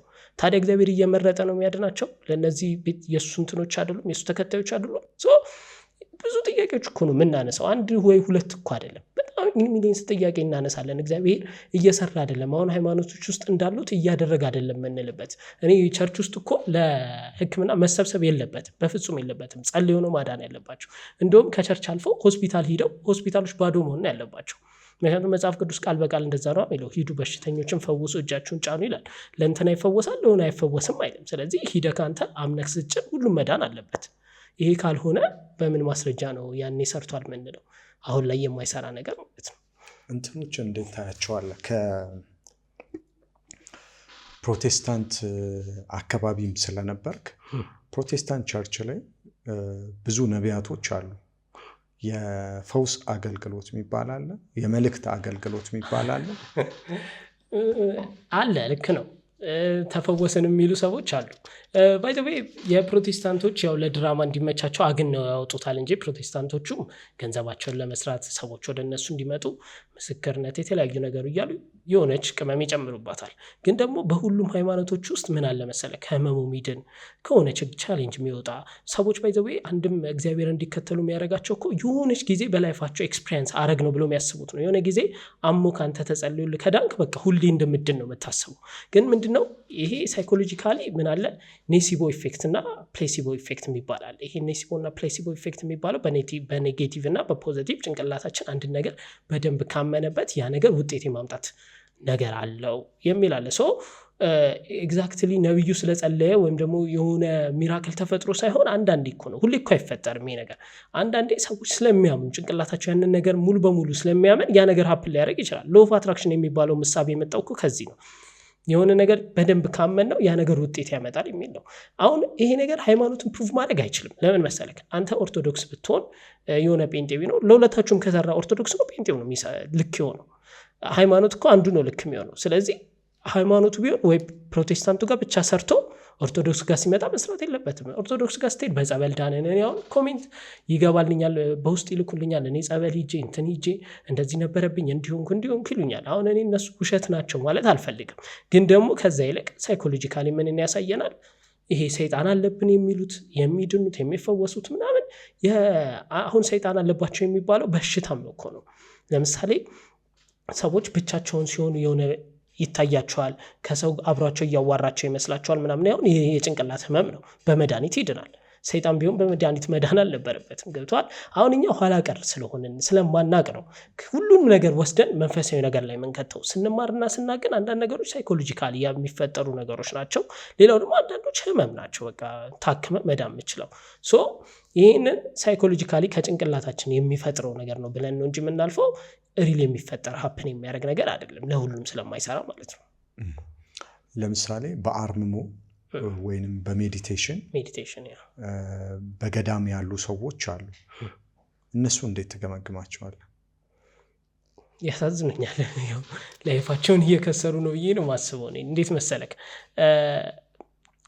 ኦፍኮርስ አሁን ሜዲቴት ማድረግ በሳይንስም በተለያዩ ነገሮች ይደገፋል። የሆነ ከጭንቀት ከተለያዩ ስትረሶች ሰዎች ነፃ እንዲሆኑ ማይንዳቸው በትክክል እንዲያስብ ሜዲቴት ማድረግ ጥሩ ነገር ነው ተብሎ ይታሰባል። እኔም አፕሪሼት አደርገዋለሁ። ስለማይጎዳ ቁጭ ብለክ ሜዲቴት ብታደርግ አልፎ አልፎ ጭንቅላትን ሪላክስ እንዲያደርግ፣ ጭንቀት ካለብህ እንዲለቅ፣ እንዲሁም ደግሞ አዳዲስ ሀሳቦችን እንድታመጣ ጭንቅላትን በበለጠ ሁኔታ እንድትጠቀም ያግዛል ሜዲቴት። ከዛ ባለፈ ግን ገዳም ገብተህ ሜዲቴት ስላደረግ ኢትዮጵያ ላይ የሚመጣ ለውጥ የለም። ምንም እኮ አልመጣም። እኔ መለክ ስንት ገዳም እኮ ዛሬ ኖረ ነገር አይደለም። አባቶችም እኮ ሚሊየንስ ዓመታት እኮ አሉ። ኢትዮጵያ ፈቀቅ ብላለች፣ አንድ ስቴፕ ከፍ ብላለች። በጸሎት ከጦርነት ወጥተናል። ይኸው አሁንም እኮ ongoing ብዙ ጦርነቶች አሉ ኢትዮጵያ ውስጥ ብቻ ማለት ነው። ብዙ ህፃናት ይሞታሉ፣ በረሃብ ይሞታሉ፣ በችግር ይሞታሉ፣ በጦርነት ይሞታሉ። ሶ ያው እነሱ መኖር የሚችሉትን ላይፍ ከማባከን ውጭ የተለየ ኢትዮጵያ ላይ የመጣ ለውጥ የለም። እንደውም ይባላል የአባቶች ጸሎት ነው እኛን ያቀናን፣ የአባቶች ጸሎት ነው። አሜሪካ እኮ አባቶች ሳይጸልዩላት ሀያል ሆናለች። አውሮፓውያን ምንም ጃፓንን ተመልከታት እኮ ሃይማኖት የሚባል ነገር እኮ የላትም። ግን በብዙ ነገር ነው የምትገረመው። በዓለማችን አንደኛ ጭንቅላት ያላቸው ዜጎች ጃፓን ናቸው። ስርዓታቸው በወንጀል 0% በቃ ገብቷል። አሁን ወንጀል የሚባል ነገር የለም ጃፓን ውስጥ። ሃይማኖት ኖራቸው አይደለም፣ ምንም አይነት የሚያምኑት ነገር የለም። ታዲያ ምንድን ነው? መማር እኮ ነው። ገብተዋል። ግን ጃፓኖች ያው ራስንም በማጥፋት አንደኛ ኦቨር ስትረስድ ናቸው። ልክ ኦቨር ስትረስድ ናቸው። ስራ ነው በጣም የሚሰሩት። በጣም ኦቨር እንትን ይላሉ፣ ይሰራሉ። በስራቸው ምክንያት ኦቨር ስትረስድ ናቸው። ያኛው ነው ወደ ራስ ማጥፋት የሚወስዳቸው ከስራቸው ጋር ያላቸው ሪሌትድ እንጂ በመማር በስርዓት ምናምን እነሱም ያላቸው ነገር የለም። ያን ያህል ፕሮብሌም ኖሯቸው ሳይሆን ዲዛይን የተደረጉት ሲያድጉ ከልጅነታቸው ጀምሮ ዲዛይን ተደርገው ያሉት በዚህኛው በቃ ስራቸው ላይ ብቻ ፎከስ እንዲያደርጉ ነው። ኢቨን ትዳር ራሱ እኮ አይጋቡም፣ በስርዓት አይተኙም ምናምን አለባት። አሁን ጃፓን ትልቁ ችግሯ የሚጋቡ የሉም። በቃ እየቀነሰ ነው ቁጥሩ የመጣው። የሚወልዱ የሚጋቡ በቃ አፕሪሼቱላ ታደርጋለች ተጋብተው እንዲወልዱ። አሁን ይህ ምንድነው በቃ ፎከስ የሚያደርጉት ስራቸው ላይ ስለሆነ ዲዛይን የሆነ በዛ መሰለኝ ወደዛ ወደ ስራው ማብዛታቸው እንጂ ከዛ ውጪ እንደ ኢትዮጵያ እኮ ለሰርቫይቭ እኮ ነው የምትታገለው። እንዴት ልኑር ብለክ ማለት ነው። አሁን የሆኑ ሰው ጠርተክ ብትጠይቀው ነገ ምንድን ነው የምበላው ብሎ ያስባል። ይህ እኮ ትልቅ ኬዝ እኮ ነው። አሁን የሰው ልጅ ትልቁ ጎሉ ምንድን ነው ብለህ ነው የምታስበው ለአንተ? ለእኔ ጠይቀሃለሁ ብዬ ስትጠይቀኝ እኔ ራሱ ለእኔ ብዬ እንትልን ነው። ለእኔ ይኸውልህ ሰዎች በጣም በብዙ ሰፈሪንግ ውስጥ ያልፋሉ ብዬ አስባለሁኝ። ለምሳሌ ኢትዮጵያ ላይ ብትመጣ የምግብ ችግር ሊኖር ይችላል፣ የስራ ማጣት፣ የጦርነት እነዚህ ነገሮች ሰፈሪንጎች አሉት። ሌላ ቦታ ላይ ደግሞ ብትሄድ ሰው ጀስት ቢኮዝ ኤግዚስት ስላደረገ ምድር ላይ ኤግዚስተንሻል ሰፈሪንግ ሊኖርበት ይችላል። የስነ ልቦና የምናምን አለ። ለዚህ ምንድን ነው የሰው ልጅ እድሜው በቆየ ቁጥር ቀን ባለፈ ቁጥር ራሱን ከነዚህ ሰፈሪንጎች እየቀነሰ መምጣት ነው። ለምሳሌ የረሃብ ችግር ካለበት የረሃብ ችግሩን መፍታት፣ የስነ ልቦና ችግር ካለበት የስነ ልቦና ችግሩን መፍታት። ለእኔ ደስተኛ የሚባል ራሱ ማለት ነው። ደስታ ራሱ ኩዌሽን ይደረጋል። ምንድን ነው ደስታ? ሶል አባውት የሆነ የሞመንት ጉዳይ ነው ሊሆን የሚችለው። የሰው ልጅ ግን ስቃዩን እየቀነሰ መምጣት ከቻለ፣ ለምሳሌ የምግብ ችግር ያለበት ሰው የምግብ ችግሩን ከፈታ ኢትስ አን አቺቭመንት ለኔ። የትምህርት ችግር ያለበት ሰው የትምህርቱን ችግር፣ የጦርነት ችግር ያለበት የጦርነቱን ችግር ከፈታ፣ እነዚህን እየፈታ ሲመጣ ለኔ እነዚህ አቺቭመንቶች ናቸው ብዬ ነው ማስበው። ይኸው እዚህ ጋር እኮ ነው ያለን ችግርን የምልክ ይሄን ነው። አሁን አንድ ሰው በቃ የህይወት ጎሉ ችግሮቹን ፕሮብሌሞቹን ሶልቭ እያደረገ ራሱን ስቴብል ወደሆነ ላይፍ ማምጣት ከሆነ እኛስ ወዴት እየሄድን ነው? እንደ ኢትዮጵያ እኮ ኢኮኖሚያችን እየወደቀ፣ ትናንት በቀን 3 ይበላ የነበረ ሰው አሁን ከፊልና በቀን 2 መብላት ይጀምራል። የቤት ክራይ መክፈል ከብዶት የሚለምን ሳይፈልግ ወንጀል ውስጥ የሚገባ ወጣት። አሁን በተለይ በጣም ብዙ ወጣቶችን ስታይ ተቀጥረህ ብትሰራ ኢትዮጵያ ውስጥ ምን ያህል ደሞዝ ይከፈላል? ያስ ለምን ይበቃል? ኢኮኖሚውና እኮ ደሞዙ ራሱ እኩል አይደለም። ያማ እለት ምን ውስጥ እየገባ ነው መሰለክ? ሰዎች ደስታ ማጣት፣ የሰርቫይቭ ችግር ውስጥ እንዲገቡ፣ ዲፕሬሽን ውስጥ እንዲገቡ እያደገ የመጣው የሰው ልጅ ትልቁ ግቡ ፕሮብሌሙን ፈቶ ደስተኛ ህይወት መኖር ነው። ደስተኛ ህይወት የምትኖረው ደግሞ ሌግጀሪ ላይፍ በመኖር አይደለም። አንተ ስቴቢሊቲ ካለክ በቃ ዛሬ ምን ልብላ ብለህ ካልተጨነቅ፣ ልጆቼን ምን ላብላቸው ምን ላጠጣቸው ብለህ ካልተጨነቅ፣ ለልጆችክ የሚሆን ነገር ካለክ፣ አንተ የምትበላው ነገር ካለ በሰላም ቢያንስ ከረንትሊ እንዴት ልፍተው ብለህ ማትጨነቅበት ችግር ካለክ፣ ይሄኛው ቢያንስ ላይፍ ተፈቷል ይሁን ያህል። አሁን ፊሊፒንስ እንትን በዓለም አንደኛ ደረጃ ደስተኛ የሆነችው እንትናታ ፊንላንድ በዓለማችን አንደኛ ደስተኛ ናት። ግን በቴክኖሎጂ በሆነ ያደጉ ሀገራት ሆነው አይደለም። ምንድነው ያላቸው? ስቴብል የሆነ ላይፍ ነው። ተማሪዎቹ ሲማሩት ለትምህርታቸው ምቹ ነው። ሰዎች መንግስት ብዙ ነገር ፕሮቫይድ ያደርግላቸዋል። ፊንላንድ ማለት ነው ያለውን ነገር ስታይ በጣም ቴክኖሎጂ ኖሯቸው አንደኛ ተብለው የሆኑ ነገር አይደለም። እንደውም የጦርነት ስጋቱ ላይ ያለባት ሀገር ናት። ምክንያቱም ራሻ መቼ እንደምትወራት ምናምን አታውቅም። ዕለት ዕለት በዛ እንትን ውስጥ ነው ያሉት። ግን ደስተኛ እንዴት ሆኑ ብለህ ስታይ ስቴብል የሆነ ላይፍ አላቸው። ሌሎችንም ሀገራት ስታይ ስቴብል የሆነ ላይፍ አላቸው። በቃ ቢያንስ ዛሬ ምን ልብላ አይደለም የሚያሳስባቸው፣ ላይፌን እንዴት ላሻሽለው ነው። አሁን የሆነ ነገር ካለ ነገ ምን ልጨምር፣ ልጄን እንዴት ላድርገው ነው እንጂ ተማሪው ትምህርት ላይ እየረባው አይደለም የሚማረው። ኢትዮጵያ ውስጥ ያለው የሃይማኖት ጆርኒ ይህንን ንቃተ ህሊና ቀምቶናል ብለህ ታስባለህ? አዎ የተሳሳተ ተስፋ ሰጥቶናል ብዬ አምናለሁ። ሃይማኖት ብዙ ችግሮች አሉት። ከዚህ ውስጥ ዋነኛው ችግሩ ምን መሰለህ? የተሳሳተ ተስፋ ነው። ያ ምንድነው? እግዚአብሔር አንድ ቀን ህይወቴን ይቀይራል ብለህ ታምናለህ። ብዙ ወጣቶችን እኔም ጠይቃቸው ነበርና ሃይማኖት የለም ብለህ ስታምን ምን ይሰጣል መሰልክ? ነፃነት ይሰጣል። ያ ነፃነት ምን ይዞ ይመጣል? ሪስፖንሲቢሊቲ። እግዚአብሔር የለም ካልኩኝ ለእኔ ኃላፊነት ያለብኝ ማን ነኝ? እኔ ነኝ። ህይወቴን መቀየር ያለብኝ እኔ ነኝ። መማር ምን ያለብኝ ሰው ምን አደርጋለሁ? እነሳለሁ። በቃ ቀልድ የለም። ላይፌን መቀየር አለብኝ። ብዙ ሪስፖንሲቢሊቲ ያለብኝ ለራሴ ላይፍ ማለት ነው። እግዚአብሔር አለ ካልኩ ግን እግዚአብሔር ያውቃል አንድ ቀን እኮ ላይፌን ይቀይረዋል። መስራት ብችል እንኳን አንዳንድ ሰዎች ሌዚ ይሆናሉ። ኢቭን ይሰራሉ ግን ሌዚ ናቸው። አይ ደግሞ ለየትኛው ጊዜ ዛሬ ለሚያልፍ ምናምን ነው። እግዚአብሔር አለ ሊያሳልፍ ከፈለገ በዚህ ያሳልፋል ምናምን፣ ካልፈቀደ አይሆንም። አሁን ይሄ ትልቅ የሆነ የተሳሳተ ተስፋ ነው። ለአንተ ህይወት አንተ ነህ ያለው። ለአንተ ኃላፊነት የምትወስደው አንተ ነህ። መስራት ያለብህ አንተ ነህ። መቀየር ያለብህ አንተ ነህ። እያንዳንዱ ነገር ከአንተ ነው የሚመጣው። ለዛ ነው ሃይማኖት ዋናው በቃ ለእኔ ትልቅ ፕሮብሌም ብዬ ማስበው ምንድነው? የተሳሳተ ተስፋ ለሰዎች መስጠቱ ነው። ያ ደግሞ አንድ አይደለም እኮ እንደ ጄኔሬሽን ነው የሚጎዳክ።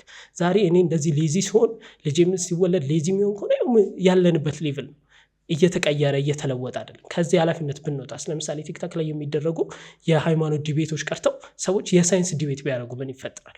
አዌርነስ እኮ ነው የሚፈጠረው። እውቀቶች እኮ ናቸው የሚያድጉት። እውቀት ምን ይዞ ይመጣል? ሳይንስን ይዞ ይመጣል። ሳይንስ ቴክኖሎጂን ይዞ ይመጣል። ቴክኖሎጂ ደግሞ ቢዝነስ መስራትን ይመጣል። የሆነ ለውጥን ያመጣል። ትንሽ ለውጥ ብዙ ነገር ነው የምትቀይረው። ገባ? ለዛ ነው ከሃይማኖት ይልቅ ራስ ላይ በቃ ሪስፖንስብል ሆነ ከኔ ነኝ ለኔ ያለሁት ለኢትዮጵያ እኔ ነኝ እኛን የምንቀይረው እኛንን እዚህ ጋር ያለ ኃላፊነት ያለበት። እግዚአብሔር የሚያመጣው ምንም አይነት አዲስ ሚራክል የለም ስላልመጣ ማለት ነው እስካሁን። ከዛ አንጻር ነው ዋናው ፕሮብሌም። እሺ ሌላ ቀረ የምትለው ሀሳብ አለ አንተ ጋር ማንሳት ያለብን መወያየት ያለብን? ቀረ እንኳን ብዬ ማስበው ነገር የለም። ግን ምንድነው አሁን በደንብ ክሊር ማድረግ የምፈልገው ይህንን ማጋጣሚ ካገኘው አይዲያው ሃይማኖትን ማጥፋት፣ ሃይማኖትን መቃወም፣ ለኢትዮጵያ ሃይማኖት አያስፈልግም ወደሚል ሳይሆን ሃይማኖትን ክሪቲካል ቲንኪንግ ሎጂካሊ ሆነን እንዴት ነው የምናየው? በቃ ክሪቲካል ሆነን ሎጂካል ሆነና ሪዝናብል ሆነን እንዴት እናየዋለን የሚለው ሀሳብ ነው። ሃይማኖት ሁላችንም እንደ እምነታችን ብናምን ቤተክርስቲያን መሄድ የሚፈልግ ምናምን ጥሩ ስለሆነ ማለት ነው ለብዙ ሰዎች ጥሩ ነገር ሊኖረው ስለሚችል። ከዛ ባለፈ ግን አክራሪነት ከሃይማኖት ውጭ እውነት የለም ብለው አሁን እኔ ብቻ ነኝ ልክ የሚል ሀሳብ ለመጣላት፣ ለመገዳደል፣ እርስ በርስ ለመወቃቀስ ነው የሚያደርገን። አስመሳይ እንድንሆን፣ ውሸታም እንድንሆን አይተህ ከሆነ ሰዎች እኮ ሪል አማኝ ሆነው እኮ አይደለም ብዙ ነገር እኮ ያደርጋሉ። ሃይማኖታቸው ማይፈቅድላቸውን ይዋሻሉ፣ ይሰርቃሉ። ማለት ወንጀል ብዙ ነገር አለ። ግን ደግሞ አንተን ምን ያደርጓል? በሃይማኖታቸው ለማሸማቀቅ ይሞክራሉ። አንተ የራስህን አስተሳሰብ የራስህን ነገር ስትይዝ እንዴ ይህ ሃይማኖት አይፈቀድም ይላል። እነሱ ብዙ ማይፈቀድ ነገር እያደረጉ አንተ የሚጠቅም ነገር ስታደርግ በሃይማኖታቸው ከቨር አድርገው አንተ ወደ ታች ለመጣል። ይህ ደግሞ እንደ ሀገር እንዳናድግ ያደርገናል። በቃ መስፋት ያለበት ክሪቲካል ቲንኪንግ ሎጂካል እና ሪዝነብል የሆነ አስተሳሰብ። በቃ አንድ ነገር ስቃወም በምክንያት ለምንድን ነው የምቃወመው? ስደግፍም በምክንያት ለምንድን ነው የምደግፈው? ለምንድን ነው ይሄ ነገር ልክ ነው ብዬ ማሰብ? ለምንድን ነው ይሄ ስህተት ነው ያልኩት? አንተ የሆነ ሀሳብ ስታመጥልኝ የተቃወምኩ እንዴት ነው? ሲቀጥል እንዴት ነው ለአንተ ሪስፖንስል ማድረግ? አንተን በመስደብ አንተን በማንቋሸሽ ኢግኖር በማድረግ ነው ወይስ ሀሳብህን ነጥሎ አንተና ሀሳብህን ነጥዬ ይሄ ሀሳብ ልክ አይደለም በማለት አንተን ሳልነካ ማለት ነው? ይህንን የማስፋት በቃ ሜን ሀሳብ ይሄ ነው። በቃ ዋናው እንትኑ ይሄኛው ነው። በጣም ነው የምናመሰግነው። ሌላው ምንድን ነው እንግዲህ ከዚህ በፊት ለምሳሌ ከ4 ወር ምናምን በፊት ወር ከ3 ወር በፊት ነው ይህንን ርዕሰ ጉዳይ ያነሳ ነው። እምነት ምንድን ነው አማኝስ ማን ነው በሚለው ርዕሰ ጉዳይ ከተለያዩ ሰዎች ጋር እንደዚህ ውይይት አድርገን ነበረ። አይ ዳዊት ተሳስቷል፣ እዚህ ጋር ልክ አይደለም፣ ከዛ ሲቀጥልም እነዚህ ሀሳቦቹ በምክንያት ሊሞገቱ ይችሉ ነበር የሚሉ ከተለያየ እምነት የሚመጡ ሰዎች ቢመጡ ከነሱ ጋር ቁጭ ብለህ ለመወያየት ዝግጁ ነህ? በደስታ ከመጡ ይምጡ እንጂ ችግር የለውም። በጣም አድርገን ነው የምናመሰግነው። እንግዲህ እምነት ምንድን ነው አማኝስ ማን ነው በሚል ርዕሰ ጉዳይ ላይ የራስህን ሀሳቦች በዚህ መልኩ አብራርተህ አስቀምጠሃል። በዋነኛነት የዶቃ ፖድካስትም ሀሳቦች እንዲንሸራሸሩ እንዲጠየቁ የሚጠቅመንን ይዘን የማይጠቅመንን ደግሞ ትተን እንድናልፍ እንደ ሀገርም እንደ ዜጋም እንፈልጋለን። እነዚህ ነገሮች እንዲራመዱ ስለምንፈልግ ሌሎች ሰዎች ከዛኛው ጎራ ደግሞ መተው የሚጠይቁ ካሉ በትክክል መድረኩን ኦፕን አድርገን ለዲስከሽን ክፍት እናደርጋለን። ስለመጣህ ከልብ እናመሰግናለን። ውድ ተመልካቾቻችን እንግዲህ በዛሬው ዕለት ከዳዊት እሸቱ ጋር ያደረግነው ውይይት እምነት ምንድን ነው አማኝስ ማን ነው በሚል ርዕሰ ጉዳይ ይህንን ይመስል ነበር። ይህንን ፕሮግራም ከተከታተላችሁ በኋላ እዚህ ላይ መሳተፍ እፈልጋለሁ፣ መጠየቅ እፈልጋለሁ፣ ሀሳቦቹ ልክ አልነበሩም ኦር ሀሳቦቹ ልክ ናቸው ብላችሁ የምትሉ ካላችሁ ሀሳብ አስተያየቶቻችሁን ኢንቦክስ አድርጉልን። ቲክቶክ ላይ ፌስቡክ ላይ ታገኙናላችሁ።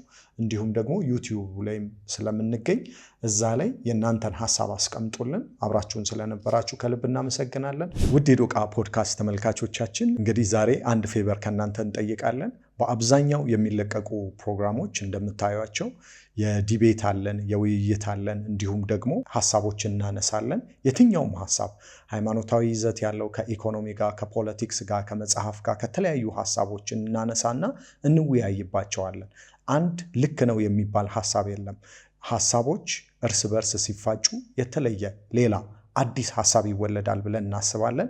ይሄ ነገሮቻችን ለእናንተ ምቾት የሚሰጣችሁ ከሆነ ፕሊስ ሰብስክራይብ አድርጉ፣ ለጓደኞቻችሁ ሼር አድርጉ።